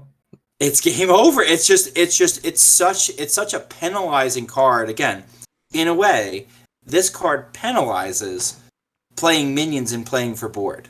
Like it's like a sumo. It's like a judo wrestler. It's like let's just like take your momentum and take your weight distribution and just flip it on you. And this card's dirty. It was a good card when it was at 3, but there was no home for it in Wild. At 4 mana, nerfed, it's like a side grade. It's like, okay, now we can play it in the deck that it belongs. And I'm actually really interested to see when this card eventually rotates, if they revert it, because there's a good chance they'll just sort of ignore its traditional home and just revert it sort of willy-nilly and just say, hey, Yeah. whatever, which would actually pull it out of the deck. And like that's, for my money, that's where that goes. So if you want to play it now. Yeah, I mean, okay. you got some time before that happens, but it may go So, away. Trying to pick a spot for it now, Nate. well, question in chat, and so a lot of times when we do the show, we don't always interact with chat because we're recording a podcast. But I think this is a really valid question that a lot of people may want to ask as well. I think it's good. So the list I have up on the screen is what Sheep has been playing now for like 3 months straight. And the list has changed very, very little. So the question is, what do we cut? What old card do you cut from the list to fit this bad boy now? Who is the weakest link? Well, Construct Quarter, I think, would be my answer. But I might do the Necrolite, the Vicryl Necrolite. yeah, Like it's a 3 mana card. It's not a Yeah. mana card. It's a 2-drop that's disguised actually as a. It's a 3-drop that's disguised as a 2-drop. yeah, because something has to Like, die you the need turn something before, on board right? to get value for it. Mhm. Like Construct Quarter, I still kind of like because it prints 4/5s. Yeah. I don't think Construct Quarters belong in this list at all. By the way, No, They're just, it got it so slow. I like though. them more than the Necrolites at this point. I think you could very easily get away with a Mana Feeder Panthara going because like just drawing was- one is a little lackluster. That was my initial thought. Is that Some of these, like over time, That's logical. just wait until we get the mini set out too, because I think that over time, like this list is going to get even more refined. Because what we're seeing, there's a lot of filler cards in here that are going to stop being good as soon as better ones are printed. Vicryl Necolite is one. I think School Teacher is one. Like as the pool gets more diluted. School Teacher eventually. Right now, what's kind of neat about School Teacher, especially because Unholy you're a relies school on teacher? corpses so much, it's two. No, I mean, good point. the But pool. it's you're getting two corpses for basically in one card, right? Like they're stable together. You have to pay a mana for the second corpse, but like you get two minions for it. Heaven's Door, I would never cut Merlocula at this point, just because it's a 0 mana 3/4 with lifesteal. Yeah. Like it's this deck likes to stat dump at some point and just sort of overwhelm you, which is kind of interesting here how like the infused mechanic actually dovetails beautifully into the 1 mana hero power, because it's kind of like everything is ready to get dropped when it's ready to be dropped. So Yeah. like you're dropping your Priest of the Feast the same time you're dropping your 0 mana Merloculas, and they're 5 health and 4 health, and like that's really hard to remove, and then all of a sudden you Grave Strength and it's GG's. Yeah. So like I would not cut the Merlocula. I think a Construct Quarter, sure, I could see that. Vicryl Necrolite would be my pick. Mana Panthara is also a fine shout. Like any of those could go for Blightfang, and any of those are like less corpse positive than Blightfang and less impactful. Like Blightfang is gonna like flop some boards. If I was Sheep, I would even play like Nerubium Swarm Guard in his list. Honestly, Yeah. I think there's a couple places where we've kind of moved on from like trying to do juggler stuff and kind of like just gone to just straight up swarming. Yeah, because so, you're generating so many corpses, like you just need to go wide at some point. And if Go there's wide. if there's any turn that they cannot clear your board, you just Grave Strength and win.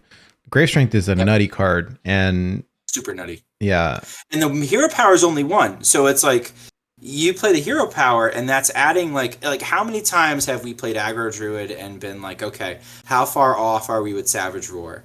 Grave Strength's a better Savage Roar, and your hero power prints a minion that can go face with it. So it's like, yeah. let's add on an extra minion that can, like, I can't tell you how many times I'm like, well, this board can't kill me. Oh, I forgot about the hero power. I can go face, and like I Yep. died. Yeah, always. Yeah, don't forget to use your hero power. So but this slots in so quickly. And it's kind of the same way that like we gleefully kind of celebrated some people that Construct Quarter went to 4 mana, and it's just like hee, this goes in even Death Knight now. But like Blightfang is like that, but instead of like just sort of gleeful, like now you're just launching fireworks. Oh, this card yeah. is awesome. Yeah. This card's awesome. 100% agree. Sheep should be back next week, and maybe we can discuss this more then, because like Sheep's the expert on this deck. I've played a handful of it. I tried really hard to hit Legend with it, and I just this was several months ago, and I was just facing a bunch of counters, and it was just not. I got Maybe up now to- you can. Well, yeah, maybe. Anyway, course. Blightfang is a good card anyways. That's what you missed. Let's just keep saying it over and over and over. This card is nutty. It's Alright. really good, and like it goes in now. I might stick this in like, this is a good enough card. I might stick this in like my one unholy double blood buff list. It's a good card. There are some boards where I drop this and I kill one of their minions, and now basically I have soloed their entire board because they have to keep trading into the taunt, and they keep giving me a taunt. So it's like, okay, great. Sounds great. Sounds awesome. You lost. I've delayed you so long that I can finally drop my Gnome Muncher and you die. So like this is a really, really good card, and the buff is really this is one I would look at as like this could impact Wild a lot. Yeah, this is I think my Good. card of the week. I think is the one that impacts us the most probably tonight. All right, well let's move on. The next one is High Cultist Basilev. This is the one you were talking about earlier, right? Yeah. This is a priest legendary. Previously, it was 4 mana, 3/5. Battlecry, resurrect all friendly undead that died after your last turn. They've increased the mana cost by 1, so now it is a 5 mana, 3/5. Still good. The dev comment is Aggro Priest is in a good spot right now at all levels of play, but especially at lower levels. This reversion of a prior buff is intended to be a small adjustment to put it back in line with other decks. We expect this deck and the card in it to remain competitive. I can't remember slamming this on curve all that often. This was kind of because I played this deck a fair amount. I played I think Undead Aggro Priest to Legend once? Question mark. It's a good deck. But It's definitely the wild version a ton because it was like a good deck. So like this I was always kind of holding out for value. Yeah. So Anyway. I at that point, I guess it doesn't really matter, right? Like what its mana cost is. one doesn't make a huge difference. It does, but I mean, it doesn't. It like like okay, I can't make certain plays now. Like I can't Mind Seer and play this. I have to just play this. Oh well. Yeah. I don't know. It's fine. I think it's still a great card. Yeah. I didn't play the deck, but I've sure as hell been beaten by the deck. Yeah. I have this one in gold and in signature. Oh, just Wow. the gold one. I have the signature one. The signature one's actually kind of hot. Yeah, I don't know. I kind of like them both. All right. Next is this big baddie over here, Anubercon. We've seen this so many times lately in the listener series. All right. Sorry. You- Sorry, I'm not sorry. Actually, You're only partially to blame. I've played it as well, and a bunch of other people. In fact, took that deck to Legend last month, so I'm part of the problem too. Now that I think about it.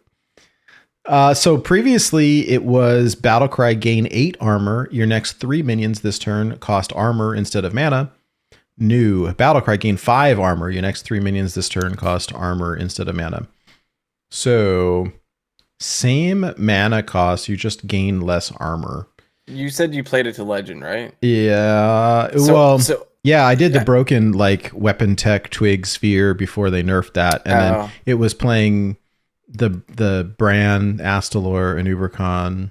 But like when you get 10 mana on turn 4, it makes it a lot quicker. So how many times was that 8 armor like make or break for you? not Like many. Like never. No, not with Druid. Like Druid, you're Right? like printing. I mean, sometimes okay, but like no, sometimes like I I don't know. I will say, Brandon New pays for 2 third stage Astalors. yeah.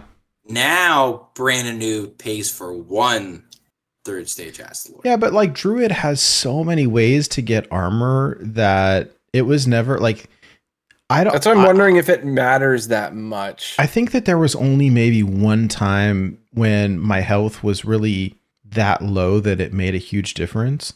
Because Druid has a ton of armor and a ton of draw and a ton of stall and a ton of removal. Like it I mean, I'm glad they hit this because I'm tired of seeing it over and over and over, but I don't know. Here's the dev comment. Anubercon allows for a notably negative play experience that wraps the meta around it. This change does not prevent Druid players from making their big flashy plays, but it does mean that more setup is now required. We expect this to mean fans of the deck can still play it, but its overall power, play rate, and influence of the meta will lessen. You can't be behind and just like out of nowhere just absolutely obliterate somebody with the combo. No, you have to. No, That's my point. My point is essentially that like this nerf prevents you from being like, I'm at 16 health, no armor. yeah. Oh, just kidding. GG's, you died. Like that can't happen anymore. Yeah, now you have you to- actually need to have some armor on, Yeah. which is fine, right? Which is fine. That's a good place to have it at. And like considering that combination was very strong and wild, to like it was standard legal too. Like I remember some people being like, "This is a combo that's on standard. What are they doing?" Yeah, if it's good and wild, it must be yeah. broken in standard. Yeah. Yeah. Well, I mean, and it's not always just because the infrastructure like might not facilitate it the same way, but like it was pretty broken in standard. It was flat busted and wild for sure, at least from my experience. Yep. All right. On to Rogue. Scribbling stenographer. previously was 6 mana, now is 7 mana. It is rush minion, costs 1 less for each card you've played this turn. So it costs 1 more now. Here's the dev comment. Miracle Rogue is not a power outlier at most levels of play, but it remains strong and prevalent at higher levels of play. This is a minor adjustment to reflect its current power level and its potential power level after the adjustments to the other cards changed in this patch. I don't think this is a huge change. It increases by 1. But yeah, I mean, I played the deck a little bit just to, see how big of an Edwin I could get and drop some giants. That's always fun, and play these. Also, there's going to be turns that like this could make or break your turn now instead. Like if it's costing you 1 mana or 2 mana instead of 0 or 1, you're going to run into some issues. But like you said, it's only 1 mana. I don't think it's that big of a deal. We'll have to play it and see how bad it is really, but it's probably fine. Yeah. It slows it down a little bit, and I don't know how significant that will be. I don't have enough experience, honestly, playing that deck to, I think, make a great statement on it. But I think that it doesn't necessarily kill the card. But then again, like, I wasn't playing it, so I don't know that I'm really even qualified to talk about it. Anyways, so all of these cards will be eligible for full dust refund for 2 weeks following the patch that came out today. So you've got 2 weeks from today to dust these for full refund if you want. Again, like the PSA is, open up Hearthstone, go into your collection manager and type in refund, REFUND, and it will show you all the cards that you have that are eligible for full dust refunds. So I think we had said it last week or the week prior, like there's balance changes coming. If you can, don't dust your duplicates. Wait until they announce that it nerfs so that you can get full dust refund value for these cards. So yeah. Now here's a bunch of there are a handful of buffs as well. So just gonna keep on scrolling and we can talk about those. So my understanding is that most of them are warrior cards, but again, I haven't looked at them yet. But well, we start off with one that you were super excited about originally. Yeah, so this is cool. Symphony of Sins is a pretty awesome card. It previously cost 6 mana and now it costs 5. The dev comment, players really love playing this card, but it is not very powerful. This change is made to make it a little more palatable to play this exciting card. That's really funny, and I think that it's actually very on point because the card is awesome, but at 6 mana, like especially in Wild, 6 mana do nothing. Well, like, yeah, I mean, you need a board wipe at that point. Because this is obviously going in some sort of slower control deck. Yeah. Like this is going in like a Reno Warlock list. I think is probably maybe the only place because I just don't know what else you play. Where else would you put it, right? But boys, it's oh boys. Oh, so yeah. Well, all right. Yeah. What is your hot take on this? This is great top end for an aggro deck, which is why later tonight we're going to share with you a cute lock deck that I've been sort of sitting on. I mean, so many of the options are like damage, and we can sort of get into it when we get into like the actual like the cute lot list that I'm gonna showcase. Sorry, I'm out of breath. I I had to run an errand real quick and then come back to Mike. But yeah, no, this is like people have been talking about this as like top end, especially if you get the draw option, because you can get so much refill and kind of reset. And that happening at turn 5 as opposed to turn 6 is a very attractive option. Like I think this is a much closer to a wild card now than it was before.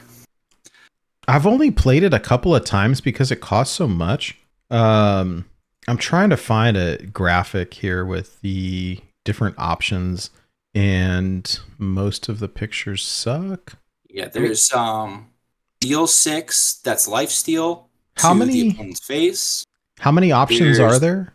I think there are 7 for each sin. Oh yeah. So there's deal 6 to the board as a whole. Like every character gets 6. So yeah, there's lifesteal, deal 6 damage to the enemy hero. There is remove the top 6 cards from your opponent's deck. There is give a random minion in your hand, deck, and battlefield +6/+6. There's draw 6 cards, which is what Shmoopy Daddy's talking about. There is draw your highest cost minion, reduces cost by 6. That could be pretty crazy in an aggro deck if you're looking for your big minion, whatever that happens to be, right? There is summon a 6/6 demon with taunt and reborn. That's pretty cool too. Things around forever, especially in Right? a meta that's like taunt's a premium. That one's been good. Deal 6 damage to all other characters. That could either get you lethal or clear their board if you're behind. And then a 6 mana taunt reborn is it's just showing, I guess, what the one you get is from the other one. But yeah. So yes, there's 7 different options. And you know what? Now that you mentioned that, Shmoopy Daddy, I think I'm in team top end of an aggro deck. I mean, you could still put this in a like a Reno deck, but Do you know what, in my opinion, the sneaky best option is? Can you pick it out? The buff one is actually. I was gonna say if you're running a charge minion or something, like let's get boar warlock going and buff our boars and go face. Or if you're playing, let's say, Cute Lock and like your stuff costs 0 and like now you have a 0 mana 7/7. Yeah, that's what I think. Something already on the board, and oh, by the way, eventually you're gonna draw a minion that's like a 0 mana 7/7. Yeah. Like the buff spell has been it has been the one that has overperformed way past what I expected. The weakest feels like to draw your highest minion and make it cost 6 less, depending on how your deck. Like for right now, for the deck that I'm playing, that feels like that's the weakest option. But all the other options, like there's 3 if you count it, 3 reach options, and then there's like a bunch of deck thinning and or like disruption and or just like let's make a taunt option, right? So like good spell. It's kind of feels very New Zoth, where they screwed up the like symmetry that was built in, where it's just like, okay, all the old gods are going to be 10, and like everything on this card printed is going to be 6, but now it's yeah. Did you guys see someone on Reddit made a parody of the warrior I've version? seen these. It's so great. Go ahead. Yeah. Go ahead. Can you read them out? Because I remember them being good, but I want to laugh all over again. These are so great. I don't know who made them. They're from Reddit, so I could maybe find it. But anyways, yeah, somebody made a parody warrior version of it. So here they are. For 9 mana, Concert of Sins, discover and play a riff. Shuffle the other 6 into your deck. So the first one, Riff of Pride. Draw your highest cost minion, reduce its cost for every minion type you've played up to 5. The card art on these, they're all memes and they're great. The Riff of Wrath. Deal 1 damage to all minions for every other armor you have. Like Every other armor. The Riff of Gluttony. Give a random taunt and rush minion in your deck +5/+5. In your deck. Yeah. In your deck. Riff of Desire. Gain 15 armor at the start of your next turn. Lose 10 armor. Boo. It's a picture of Will Smith. It's the Riff of Greed. Draw a taunt and a rush minion. Riff of Sloth. Summon a 5/5 Quillbore with taunt and rush. And finally, the Riff of Envy.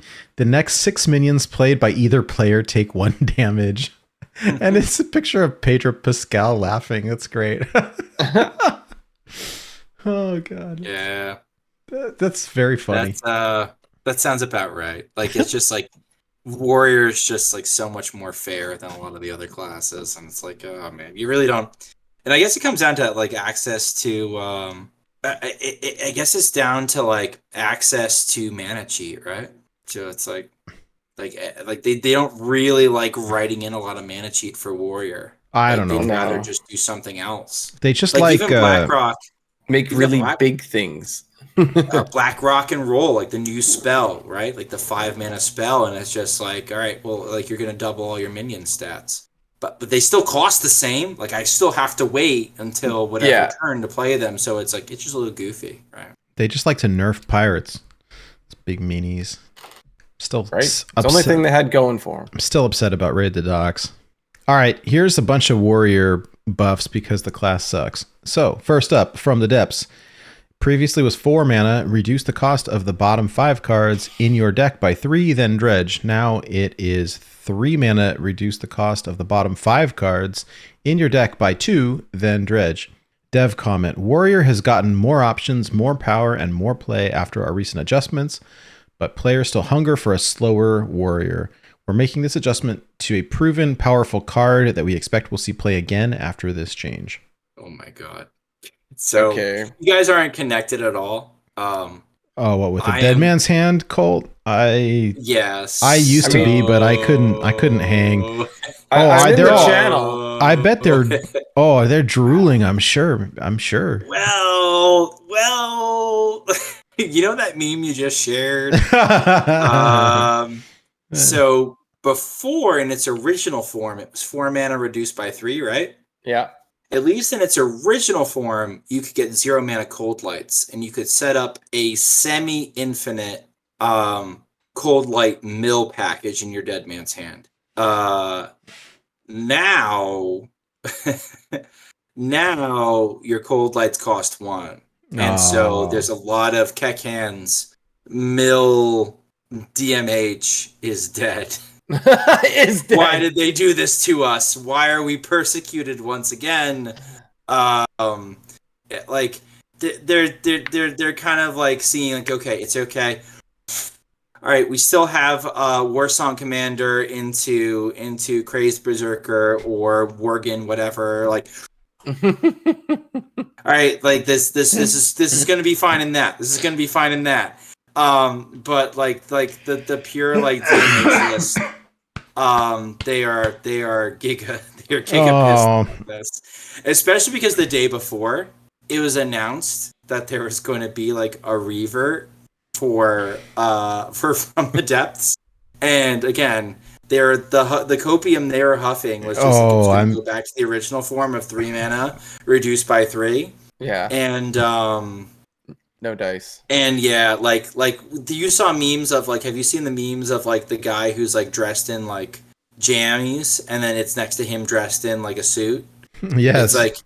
It's like me dressed for my wedding, he's in jammies. Me dressed for the From the Depths revert, and it's like him in a suit. And it's like that's just like that's where they were at.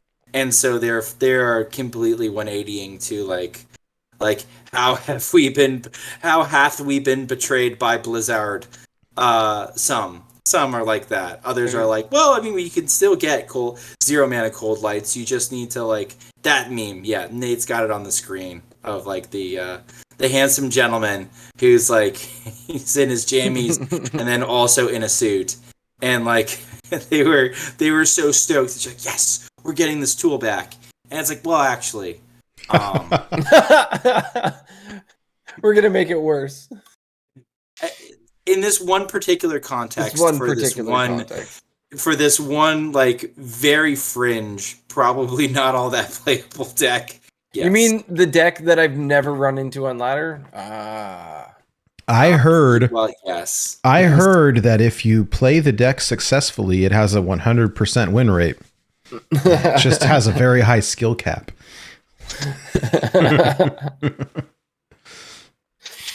Well, I feel sorry for everybody in that group that feels like they were targeted by this. All right, next up, Chorus Riff. Previously, draw a minion, give it +2/+2. Finale, play your last riff.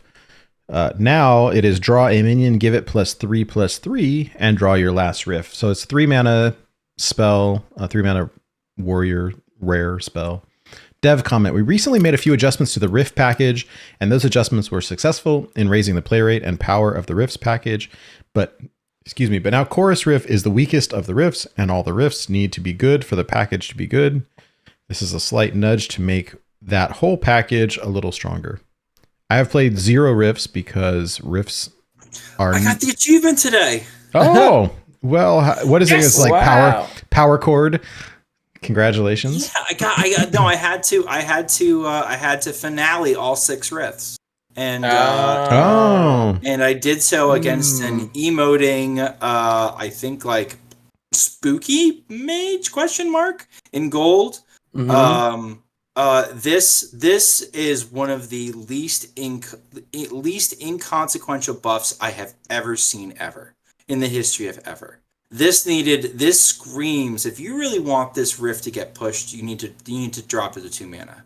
Yeah. Making it a 3 mana buff something by 3 and draw it is like It just did the same thing basically. It did it's before. If let's say like the maximum value, right? Like so like okay, it's not cheating mana on a minion, right? So then okay, well maybe it's hitting something for 0 mana. Well, you're still paying 3 to tutor one thing.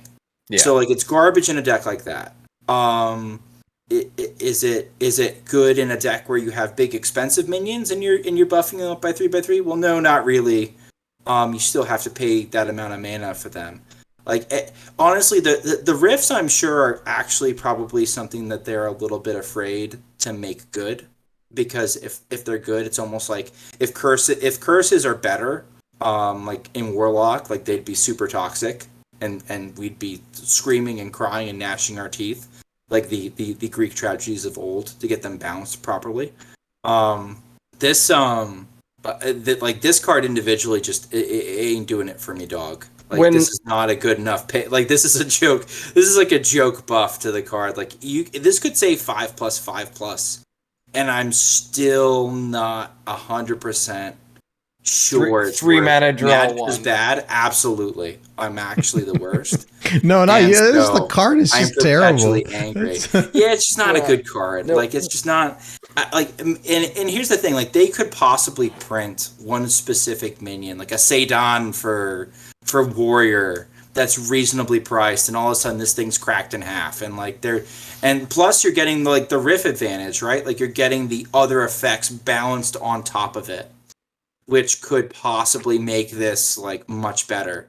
It's just the riff package has been so lackluster in standard, and I've played it a little bit in wild, and it's been like it does some strong things, but I kind of just want to play four riffs, and the riff that I'm cutting is this one, and after this buff, the riff that I'm cutting is this one. Yeah. And that's kind of where I'm at. Like the 1 mana riff that gives you +2 attack and +2 armor, that's good. The 5 mana riff that gets you the taunt, the 3/4 taunt, and the 4/3 rusher, that's actually good, because again, like the first riff you play, it doesn't matter what value you get for it. It's usually the 1 mana one. Like get 2 attack and get 2 armor. That's good. Like like I can smack a shiny finder with that. I can smack a totem with that. Like I can get rid of something. And then on 5 mana, I play my 5 mana riff on curve. I still get 2 attack and 2 armor. Plus I've got a rusher and a taunt now. Like that's good value. And then if the next turn, let's say I trade something where I spend 1 mana, and then I play the next riff, I'm getting 2 taunts and 2 rushers. Like that's a strong effect. That can swing a game. This sucks.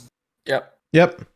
I know when I was playing the deck the other day for Quest, I was trying to do finales and do warrior games all at the same time. It was like to me it was just like a bad card, and it was in my hand like quite often.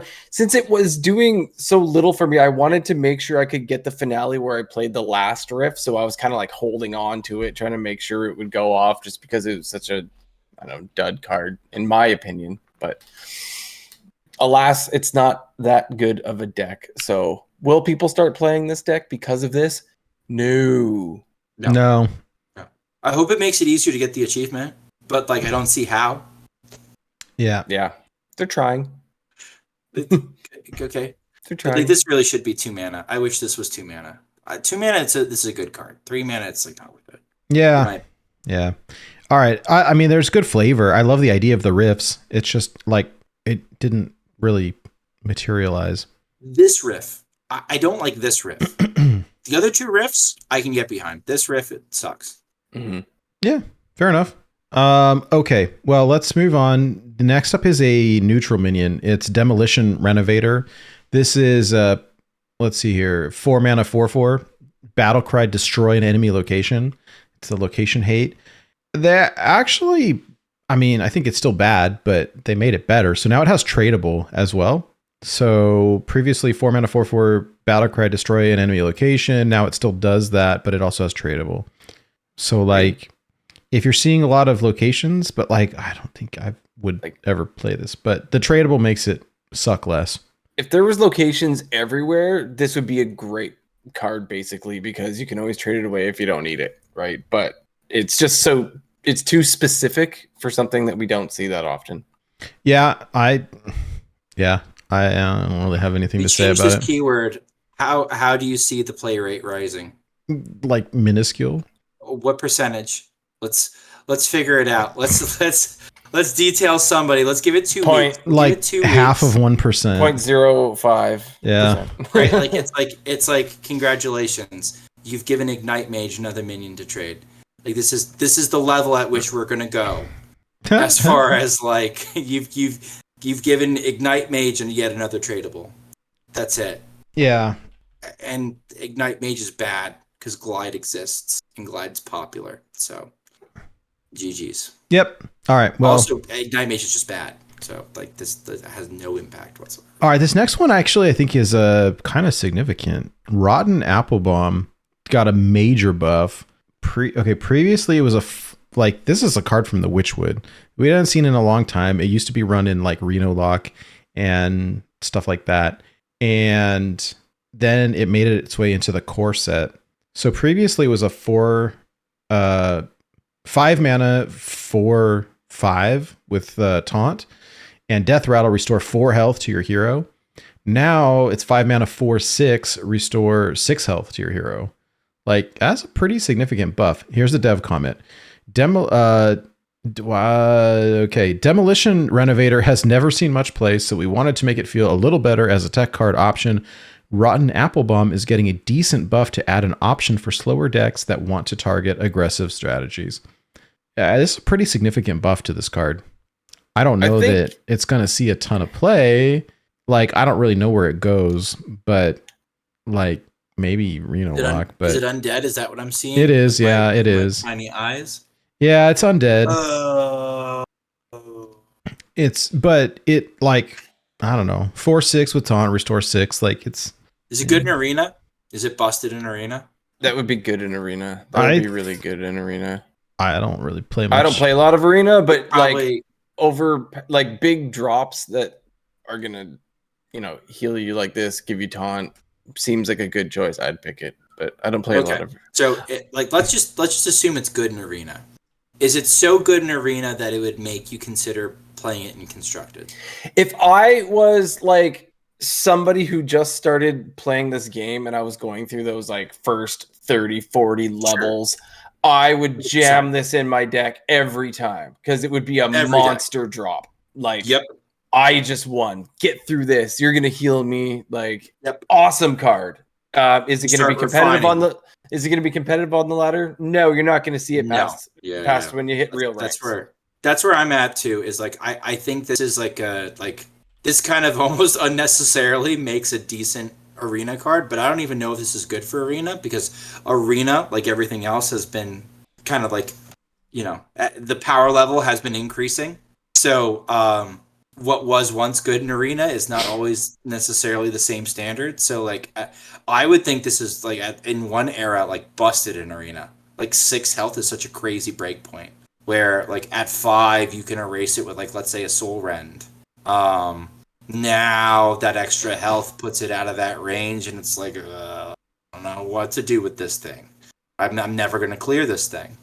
I don't know if at 5 mana that's good enough to make the cut in across any minion in constructed format. Maybe in standard, because I don't know standard that well. In wild, this seems non-consequential to me. This is as good, honestly.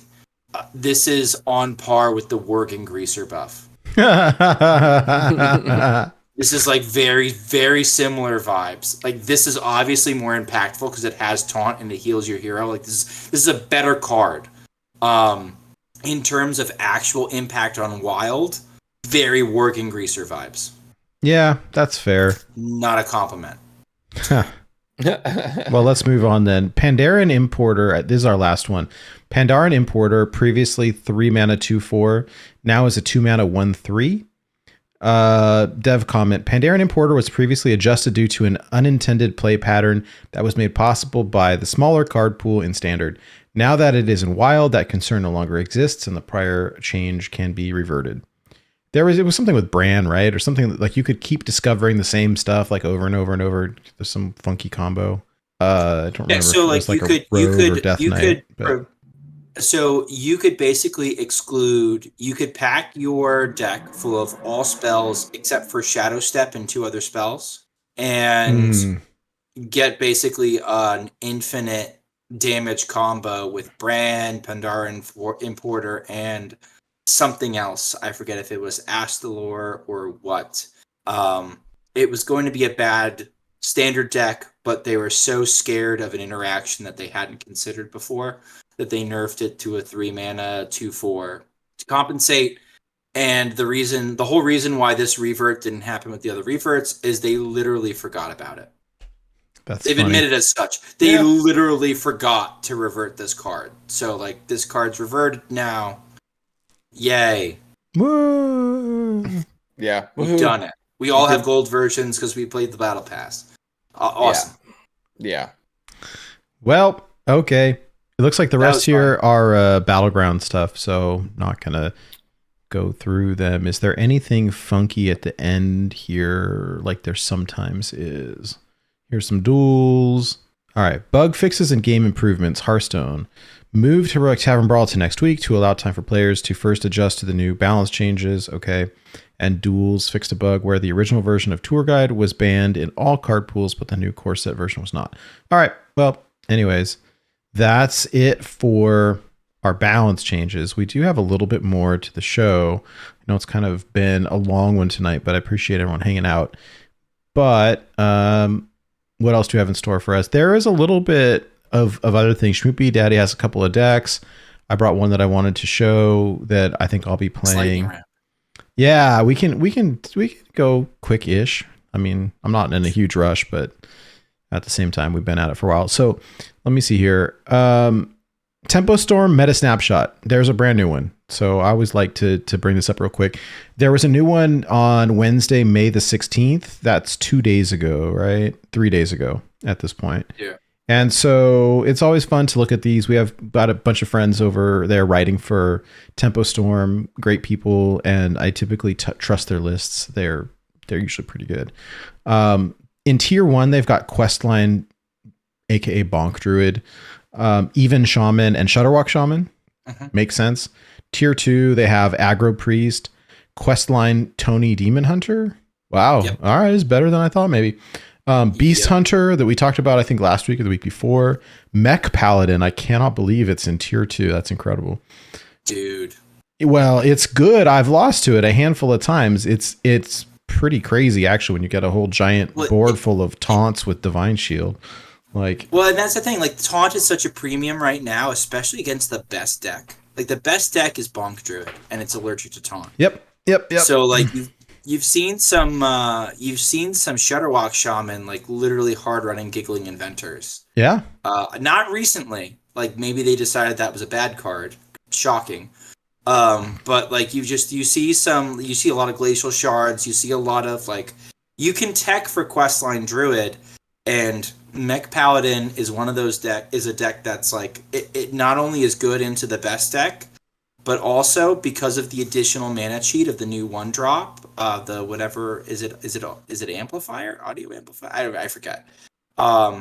Because of the new 1-drop, the 1 mana 2/1, your next mech costs 1 less.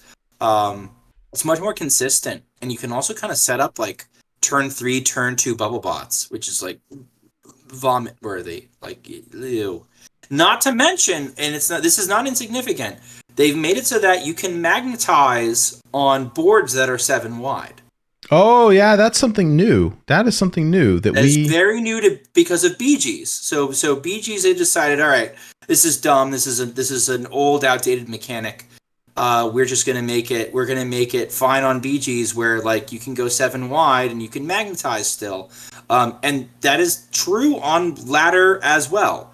you can magnetize, and Mountain Man's like, do what? Yeah, you can magnetize onto mechs with 7 mechs on the board. You can now magnetize. We have the technology. They have done it. Technology. Technology. So that's a decent deck. That's just a straight up just good deck right now. I can't believe it. Oh, the other thing that's really solid that came out of this new set is Goldwing. It's like the mech dragon, but it has Wind Fury, right? Yeah. If you are holding a mech, but yes. Well, yeah, but odds are if you're a mech paladin, you're holding a mech. Oh, and it has Rush too. Rush Battle Cry. Yes, but Wind Fury. it's Battle Cry though, so you don't have to always be holding a mech. So Rush Battle Cry, if you're holding a mech, gain Wind Fury. 4 mana, 3/5. Like, I've lost to this. So they drop this, right? And then they magnetize it and you die. It's pretty crazy. Yeah. It's a better flying machine. Oh, yep. It's a way better flying machine.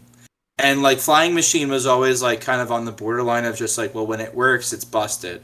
And you're like, and like now you just play this. Yep. Yeah. Oh, the card, it's called Frequency Oscillator, by the way. Frequency Oscillator, thank you. Yeah, 1 mana, 2/1 mech, battle cry. The next mech you play costs 1 less. Which is really silly, especially when let's say you reduce it with Mech Warper, so now it's 0. It's 0 mana. Make your next mana cost 1 less. So like you start like playing some Order of Operations games, but you can kind of sneak in a more expensive mech here or there. Yeah, I kind of want to play this now.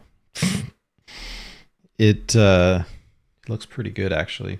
Okay, sorry, I had a cough. I hope I muted that. Let's see.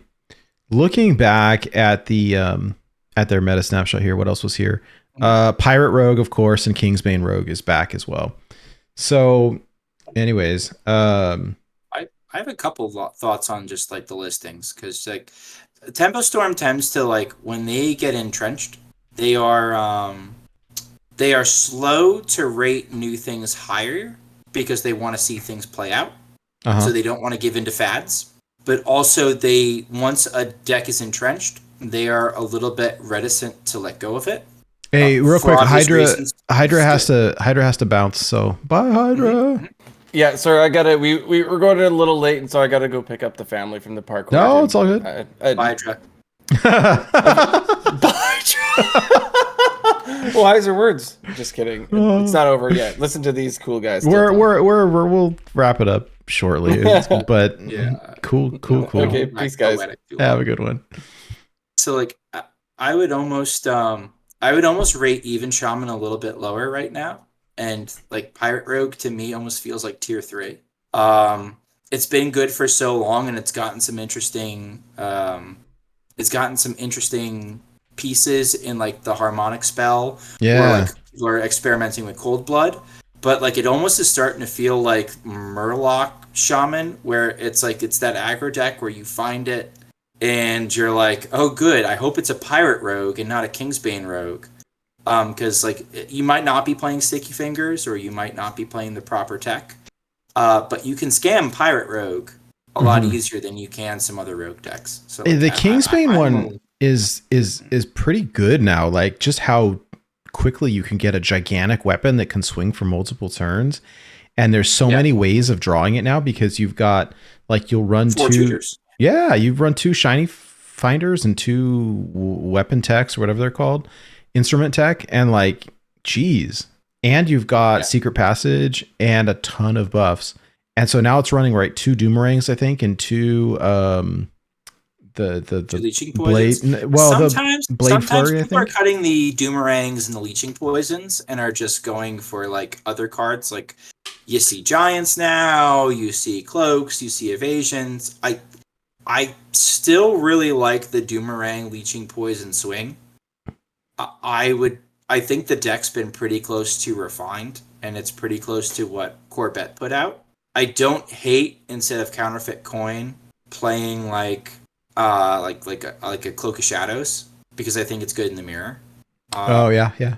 But just in place of Counterfeit Coin, like that's the only card I consider cutting for it, because like it's coin, right? Like sometimes it's good and sometimes it's dead. Same with Cloak, so it's sort of situational. So it's about what situations you're preparing for. But Kingsbane's very real. Though Kingsbane and Bonk Druid are both very polarizing. So like if you're someone like me who's playing in THL and you're preparing for decks, like those are decks that you almost are you can kind of target Questline Druid. You can definitely target Kingsbane Rogue. Like if somebody is habitually bringing it, you can be like, okay, I can key in on this and I can start loading up with like Glacial Shards and Sticky Finder and Sticky Fingers and like just weapon hate, and you can take them down. It's actually probably like, why. Go ahead. Sorry. I was just gonna say it's a really good segue, because the other deck that I had brought just to look at was from Martian Boo. He said peaked at rank 16 Legend today with Shudderwock Shaman. The idea with this list is to beat Questline Druid and Kingsbane Rogue. Lightning Storm is nuts against aggro, and Tutoring Glacial Shard makes locking out the attack decks really consistent. ETC mattered in a lot of games. So looking at his ETC band, it's got I don't have the picture up, darn it. It had Giggling Inventor in it and something else. No, yeah. Oh, Cold Storage and one other. I'll pull it up real quick. But like, yeah, I think that already like Shudderwock was really good because of the whole Murloc package. There's a funny meme on his page right now. Let me see here though. Okay, in ETC it was Cold Storage, Boom Pistol Bully, and Giggling Inventor. So there you go. Boom Pistol is for the mirror, as is Cold Storage. So like if he can bounce his ETC and get either like the Boom Pistol back or the Cold Storage back, like you can like basically keep printing resources and locking your Shaman opponent out. Nice. In the mirror. Yeah.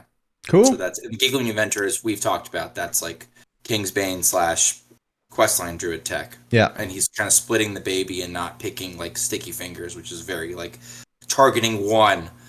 He's targeting both with Giggling. Yeah, that makes sense. Well, and the Glacial Shard helps with that. I like actually Glacial Shard quite a bit in this because it's good against the aggro decks. You can stall with it. It's also good against the, go face decks, the weapon decks. So yeah. Yeah, when it's good, it's good. And it's good right now for sure. Yep. I don't really have much to say about it. Martian made a video about it, and I've got a link to it in the show notes. So if you want to check out his YouTube video on it, I would encourage that. It's in our show notes, and you can find it on his Twitter page or whatever. But he's a really, really great player and good friend. So I would encourage you to check it out if you're interested in playing it. I don't really know what else there is to say about that. I mean, like, Shaman has been like nutty lately because the Murloc package is so consistent. You can clear the board and you can develop a giant board and you can eat their hand. It's just super gross. So it crushes even Shaman. I think what was unique about what Martian was trying with this list in particular is the 4 spells he has. He has 6 spells in the list. 2 are Ice Fishing and 4 are nature spells, 2 devolves, 2 lightning storms. So he's basically building around Primal Dungeoneer a la what we did in Barrens. Yeah. So like you're either getting tutors for Murlocs, which eventually draw other Murlocs, or you're drawing a nature spell, which in turn is drawing you a Glacial Shard, or drawing you a Grumble, or drawing you one of your elementals. He did cut Snowfall Guardians, so that those are not in this list. Just like for those of you at home who are unaware, this is one of the cuts. I know I've heard some Shaman Cord members were a little bit grumpy that he's running 2 Lightning Storms, and that's a little bit like over the kill. And they're like, well, why don't you run Sir Finley over a Lightning Storm? I think 4 nature spells for 2 Dungeoneers is a good call because you want some value off of them. Yep. And you'd ideally like to draw 2. So that's the only other contributions I could give to this list. It's built slightly different in mind. Yeah, I agree. The only card there's that no I schoolings see in this, right? Like there's no schoolings and Finley package, which is another common like Shudderwock Shaman staple in a lot of packages. So he is going a little bit against the grain with this list, even with a meta deck. Yeah, but I like the consistency of the nature package. I think it seems good. I don't know. Schooling seemed kind of busted, but I like this. This build seems fun to me. The card maybe it's a little bit greedy, but I thought like when I faced up against it in my Legend Climb that just was so punishing was the one Amalgam Band that sounded like a joke when I heard about it, and then when I played against it, I was like, "Oh, this is disgusting." Yeah, it was like after the Shutterwalk anyways goes, and it's like everything, like it gets Oh, rush no. and char, rush No. and taunt and poison and it was pretty gross when I went up against it. I don't know if it's good or not, but when it works, it works. So I don't know what the heck you'd cut for it though. So probably something I in don't it. think you do. I think this is pretty like It'd have it's to be just something inside the simple. ETC, right? Yeah, it wouldn't like cold storage is too good as a greed card. The only reason why I don't think it's in this list is because again you're running Primal Dungeoneers, so you're looking for you're basically building around Primal Dungeoneers then if that's the route that you're gonna go. Yeah. And then Boom Pistol, so good in the mirror and into other decks that use battle cries, that you can randomly punish. And Giggling Inventor is so good into so many of the decks right now that have taunt in it. That it's tough to cut something in the ETC. I can see logic in everything that he's included in his ETC. I agree. So like again, I agree. I mean, it seems. I get the list. I get the list.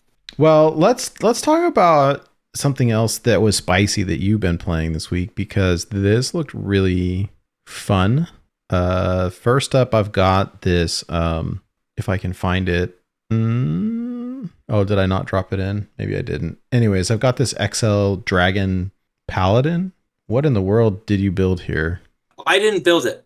I straight up net decked from a player named Solarian, and he built, by my estimation, one of the greatest aggro smashing lineups I have ever seen in modern times. This is like the modern day Odd Warrior. This is like your hipster Odd Warrior. But didn't you like have some crazy run with it? Oh, I got to rank 441 with it, and if I had more courage, I would have kept playing and kept bringing it higher if I kept queuing it.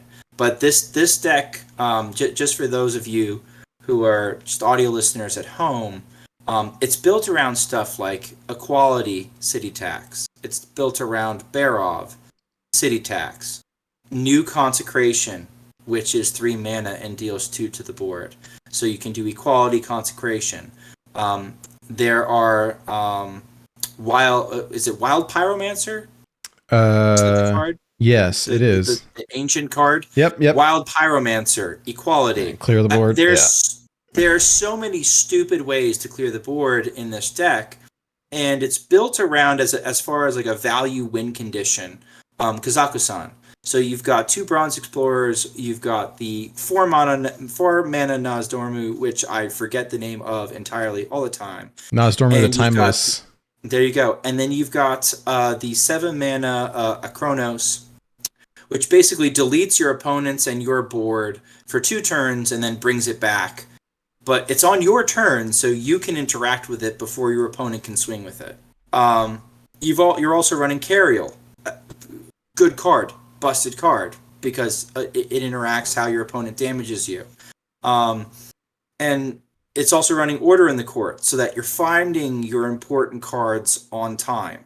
And so, like, this is the first deck in a long time that makes me fairly confident that if I do a 10x climb and play something like Aggro Shadow Priest, which I think is very strong right now, possibly even stronger than Even Shaman into the meta, up to Diamond 5, I can jam something like this at 10x, post Diamond 5, hit my Sea of Aggro, and maybe go like 13-3. Like, it's some absurd percentage to Legend. Because this is such an efficient aggro smasher. Nice. It gives you some value outs, because obviously Kazaku-san is busted when you get the treasures. The move against value decks is to get Kazaku-san online, and then Kazaku-san and then Sir Finley of the Seas in the same turn, so that you're swapping out all your normie cards for treasure cards. That's ideal. It doesn't always happen that way. The code that I've sent you is one slight change from the list that I net decked and the list that got tweeted out from Neon. He was playing an audio amplifier, a single audio amplifier, which increases your mana to 11 and your hand space to 11. While that was helpful in some instances, because you could play like Timeout and Kazaku-san, and it was like cute situationally. I am somebody as a deck builder who would rather go for the raw utility of Astalor in that slot. So let me just put Astalor is in. just busted. Yeah. Right. So like you can do things like you can is it Nozdorm of the Timeless? You literally just said it and I've forgotten it. Yep, that's right. So you could do Nozdorm of the Timeless, and all of a sudden your 2-mana Astalor in your hand next turn. You can play that, and you can play the 5-drop, and you're getting full value for both. With the threat of playing a 14-mana Battlecry Astalor on top of that. So I understand why he liked Audio Amplifier in the list. I'd rather have Astalor, and I think I'd probably still rather have Astalor. There's a ton of cute combos in this list, though, and I will try to do them really quickly. Aside from the clear combos that I've already talked about. Once you do Order in the Court, at some point, you're like, okay, I've reached my 5 drops. What if I'm playing a Kingsbane and I really need Sticky Finger? Well, you've got Solemn Vigil as your other 5 drops. If you top deck Solemn Vigil and you cast it for full mana cost, you're guaranteed to find your Sticky Finger. And now, I'm going to be honest. The amount of times I've used my Sticky Finger to actually beat a Kingsbane, probably 3, 4, 5 times. More often, other people are running Sticky Fingers and stealing my immovable object, and so I'm holding my Sticky Finger back to steal back my immovable object. It is comedic, and it does happen, and I hate it, but it hasn't been without utility. It's pretty funny. Not awful into Even Shaman. Like if you just snag an Even Shaman's Chisel when they're not expecting it, and making a funny trade with it, or snagging one of their Splitting Axes when they're not expecting it, and making a trade in it, especially when you guys are kind of even on turns, it very much shifts you into the, okay, now you're ahead. You're running, is it Crystallizer Kangor? The 2 mana, your healing spells are doubled up. That's gross if you have Cariol up, but also it helps you stabilize just sort of randomly if you need to buy time. And yeah, I mean, you have so many board clears, then you have Solemn Vigils, which are basically 0 mana draw 2s. And so you never feel like you're running out of cards. I even liked the Bell Surface in this list, which is pulling however many copies you have of a class card into your hand. So the Bell Surfaces are really nice because it's just on 3, okay, let me tutor both my Crystologies, let me tutor both my Equalities, let me tutor both my whatevers. Just really clever list. A lot of good draw. A lot of love went into the list. I didn't make it. I just net decked it, and it farms the crap out of aggro. If you play against Greed, don't get hand disrupted. It doesn't do well into Greed. I have yet to beat a free Shaman. Don't queue into Quest Mages. If you queue into a Quest Mage, your best hope of winning is to play timeout the turn before they complete the quest and then play it, because you're banking on them being stupid and misplaying and not knowing how timeout works and where that it will not wear off until they are done doing what they're doing, and they give you a turn. So, yeah, this is very good at one specific thing, and that is stomping aggro, any kind of aggro, to an efficiency that I have never seen. I feel comfortable playing this against Even Shaman. Wow. I feel comfortable playing against very few decks, control decks as Even Shaman. This is one of those control decks where I feel really good about it. So I love this deck, and I will keep playing it, even when it's a bad idea. But you might see a legend tweet from me playing this deck at 10x for sure. All right. I've been in the mood for some control paladin anyways. After playing classic, it kind of got me in the mood for it. I miss the days of Exodia Paladin, but I don't think we're there. But this looks fun. We might get back there one day. You one never day. know. No, we got a one couple day. more tools. This just has so many redundant survival tools that it's actually kind of silly. Yeah. Even if it's just Pyromancer Consecration for 5 mana. Yeah. You're dealing 3 to an entire board. It's just goofy. It's just goofy. So it's a good deck. It's a good deck. Nice. Oh, that's fun. All right, and then I have Cute Lock, I think, which is our last one for the night. I know we've been going a little bit long, but this is fun. And let me pull it onto the screen real quick, and then you can tell us about that as well. Here you go. All right, what is this madness? Is this something new? Where did you get this? And and how does it work? So this is my adaptation of an old deck list I used to have. I literally had like the deck list that I net Dude, decked. Hold on. From There's no Murloc Tiny Fin in this. What? Well, no, because at the time people were running crabs all the time. I don't know what to tell you, Nate. Like it's not. Wisp used to not have a tribe type, so it was just like ran it over Tiny Fin because it didn't die to Hungry Crab. I'm trying to help you, dude. Anyway, I motioned to the crocheted Tiny Fin on my shoulder. I tried to tell him he was a good boy. So anyway, this deck is prioritizing stat dumps all at once, which is very much this meta right now. Just like stat dumps all at once. Can you handle it? Can you not handle it? If you can't handle it, you lose. If you can't handle it, I probably lose. In any case, this particular build of Cute Lock is an old one that I snagged, and then the cards that I took out were stuff like, there's always one kind of random space for legendary, like Mankrik. I took out Mankrik, and I plugged in Symphony of Sins, which is a newly buffed card at 5 mana, which is kind of busted in the list. Because again, you're either drawing 6, which this deck draws a lot of cards anyway, so when Symphony pops off, you're more likely to see more of the Symphony cards. So individually, you get more value out of the card. And I've definitely had some games where I've played every single Symphony card to get there. Wow. And the other card that I replaced, I think, was Raise Dead with Imp Shipment. Just because it's like 1 mana, either tradable, which I don't often trade it, but sometimes I do. And but 1 mana go wide. 1 mana go wide into more go wide into let's play our 0 mana sacrifice, get a 5/5. But this deck is usually trying to trying to overwhelm you in one turn. Not necessarily turn 1, maybe not even turn 2. Sometimes turn 3, turn 4 with a wide board for nothing, followed by several layers of board buffs. And what's nice is like it gets in a lot of chip damage if you do happen to do like a buff board, like an early buff board where it's like, hey, I've made 5 2/2s on turn 1. Pop pop pop pop pop pop. Okay, you clear them. By the time Symphony is coming down, what's nice is the cards felt awesome in the list. You have reach now. That wasn't there previously, where it's like, I've got 2 Soulfires. Okay, well, great. Like, that's very good. Like, well, if one hits the other one, like, you've got half the reach that you had previously. Now you're dealing 6 all over the place, whether that's the buff spell, which I think has overperformed from what I've seen. You've got a little bit of hate for combos where you can, like, if you're playing Quest Mage and they keep ice blocking you, you can delete 6 of their cards and see if you get something important.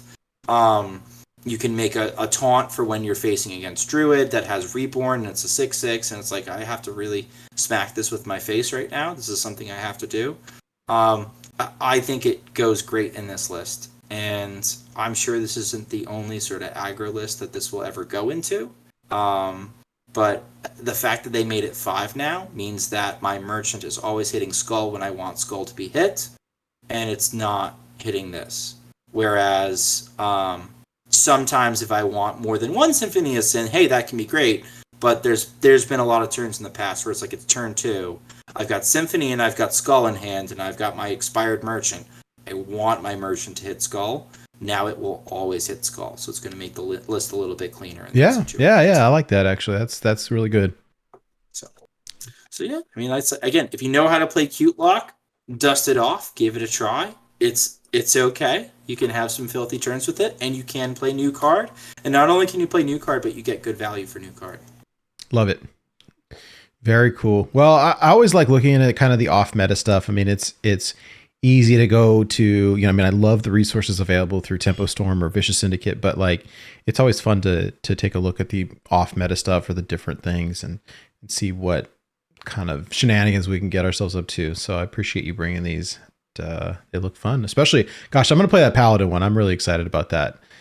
So The Paladin one's good if you Q aggro. If you Q aggro, you're going to be okay. yeah, if you queue other stuff, I don't know. I still want Blood Death Knight to be good, but like it's situational. It's situational, The right? thing is, the Kaz gives you enough like copium that you can go into like a value matchup and be like, okay, I can outvalue this Raza Priest before they they Mutanus something or they Theo something or they they give you some options to get there. So I saw Memnarch got top 10 legend this past week with Reno Priest, and someone had asked him like, well, how does it do into Kingsbane Rogue and Bonk Druid? And he's like, well, I wasn't really seeing those, but he's got in that meta pocket of like your top 50 or top 10 or whatever it is that like he just was not queuing into that stuff. they play what they want to play. They don't necessarily play what's good.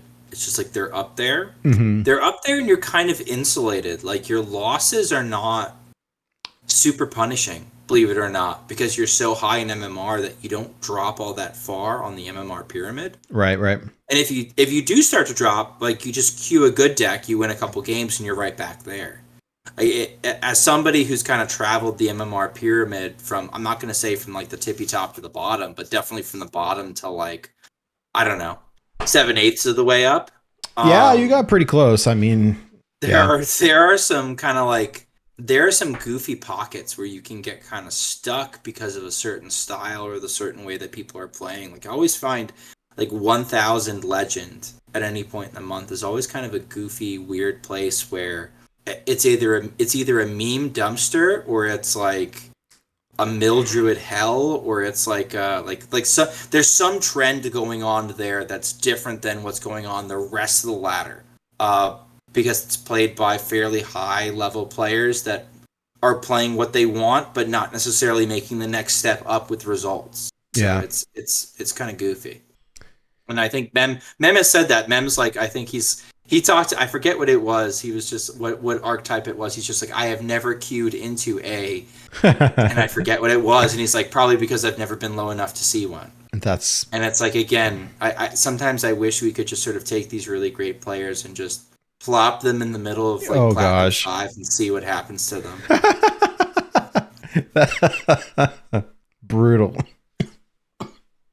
Wait, I have to play him around mind control? It's like, yeah, I mean, sometimes the priests run mind control. Oh my gosh. There was the most random stuff when I first switched from 11 to 10, the climb was insane. I was so angry because like the amount of random decks that I was running into, like you can't plan around half these cards. You're like, why is that person playing that card? It's so bad. And then you lose to it. No, I don't know. I you can regularly dose myself with stupidity. So like I've inoculated myself to like kind of like expect, like I can kind of get like a theme. I'm like, okay, this is how this person built this deck. I can kind of anticipate what's going on there. Like I'm not saying that stuff doesn't catch me out sometimes. Like you can't anticipate what everybody's gonna run in every deck. But I don't know. There are times like I've called shots sometimes, especially if you know like what meme streamers are playing. Yeah, like, I've called shots in chats where I've just been like, all right, this guy's on. I did it famously on a Keith stream once. He was doing like he called it a Reaver Ryan run, but he was doing basically Seed Lock on EU. And I'm like, this guy's on King Feoris Warlock. You're about to get a giant stat dump. And like, the comment kind of went like sort of unignored. And then sure enough, the next turn somebody dropped King Feoris on 5 because they had played the Dark Portal before. And I was just like, there were a bunch of 7 and 8 drops on the table, and he's just like, I have no answer for this. And people are like, Smoopy is right. Smoopy was right. So like, it's like sometimes I can taste colors and I see the infinite and whatnot. But wow. But yeah, it's like, it is frustrating when there's like more. It can be frustrating when not everybody's playing to the same dance card, right? Yeah, it's a little bit more freeform jazz than ballroom dancing. That's funny. Yeah, no, it was just a big adjustment. I think I'm kind of used to it now because it's been 3 or 4 months. But like at first, I was so confused and angry at the same time. And it was the same time that we got the infusion of all the players migrating from the China server. And so the variety of decks was just all over the place, and I was so confused. And anyways, it was quite a time. Oh yeah, they'll play whatever. They'll play whatever. Well, Good for them. I do have a question for you though. Now, Perfect. For real this unrelated time. advice Okay. with Nate Wolf. So I did have an experience this week actually. It was over the past weekend where, or maybe it was one night early. It was early this week, anyways. My wife was cooking something in the oven, and like all of a sudden, like this smell of like, I swear it smelled like burning plastic or something, and I was like, oh, that's not good. Like burning chemicals or something. Like, what is that? And so we shut off the oven, and it was just heating. Like there was nothing in it. And so we like look in the oven. There's nothing, right? There's not like burning food or nothing. Like, nothing was left in there. Like couldn't figure out like where the heck it was coming from. Looked underneath the oven, there's nothing there. Pull out the oven, like it was dirty, and we cleaned it, but there was like nothing there. Looking in and so I Google like burning plastic smell, and the two things that pop up are like one was like, okay, if you use like harsh chemicals to clean out your oven, it could be, that stuff is like burning off and it's making this smell. Getting baked, right? Yeah, okay, that makes sense. Or number two was like, oh yeah, if there's an electrical fire, people smell burning plastic because that's like the cable, like the wires wrapped in the plastic, they burn. Like, oh my God. Yeah, and so I unplugged the oven, right? Anyways, that's where we left things off. Is now my oven is unplugged and I have no idea what to do. So, do you have any advice for me? We've been using the micro, like we've got like a microwave oven, toaster oven type of toaster oven, I guess you call it. Like it's like a small. I'd call a professional electrician. I usually call my dad, but he's got COVID, so I don't want him to come over. Yeah, this one might Pop might want to sit this one out. This one might want to give the voltmeter to a professional on this particular occasion, and let him check and see if it's some sort of like if you're smelling burnt plastic and there's nothing. It's such a distinct smell, right? Like there's a couple smells that are really distinct, like bonfire smell, or like if you've ever smelled like burning hair, or like it smelled like burning chemicals. Or like you've put your plastic cooking utensil on like you've left it on the grilled cheese pan for too long, and now it's and now she's starting to melt into the pan. Yeah, I've done that one before. Yeah, it was just a really distinct. It smelled like burning chemicals or burning plastic. Like it was like, but we couldn't. Nothing was smoking. Cannot for the life of me figure out what the heck is going on. Did you have a pan on? Like, did you have a pan on heating up or no? No. So the oven has like it's electrical, right? So it's got the burners on top, but they're electrical, and then the oven.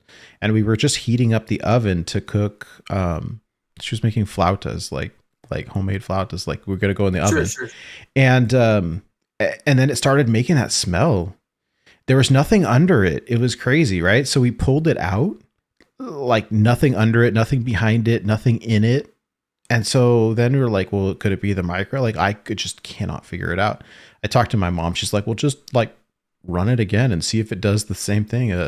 Like, oh, can I lift the tabletop up? Maybe. I'll check. During the week is hard because like I get home from work late and I'm tired and I don't want to do anything. So really what we did was like we unplugged it and didn't use it. And then as a physics professional, whenever it comes to electricity, it frightens me. I see it and I begin shrieking and slapping the floor with my hands and sometimes throwing poop at it. So I would consider getting a professional to take a look at it. Oh, I thought you were going to say throw poop at it. Not shock yourself to death. Yeah. But the timing of it, like my sister-in-law, my brother just got married, and her parents, like they had an electrical fire at their house like less than a month ago. And it was like, and so my wife is like, I can't sleep. I was like, why? What's going on? She's like, the house is gonna burn down. I was like, oh my god. So like, I just unplugged it, but I don't even know what that's a problem. So we'll see. Maybe we'll take it apart and try not to burn the Try house not down. to get a new oven, ideally, but spooky. Definitely spooky. I'm sorry I can't give something more like lighthearted or like useful other than like call a professional. But like I would call a professional in this particular case. You know what? That's It's what I like- was. I know enough to be dangerous about electricity. Like I've worked with parallel and series circuits, and even my father-in-law used to do security for the FBI when it came to like banks and stuff, and like write out blueprints of security systems. So like I could look at the blueprints and kind of understand from the symbols what he's putting together. Do I get the whole picture? No, I know enough to be dangerous. Like I literally, I get it, but like I also understand that there's a good chance I could kill myself if I tried to actually work on one of these things, which is why I shriek at it and slap the ground and throw my poop at it. Well, there we go. Wiser words are never spoken, and you heard that on Born to be wild.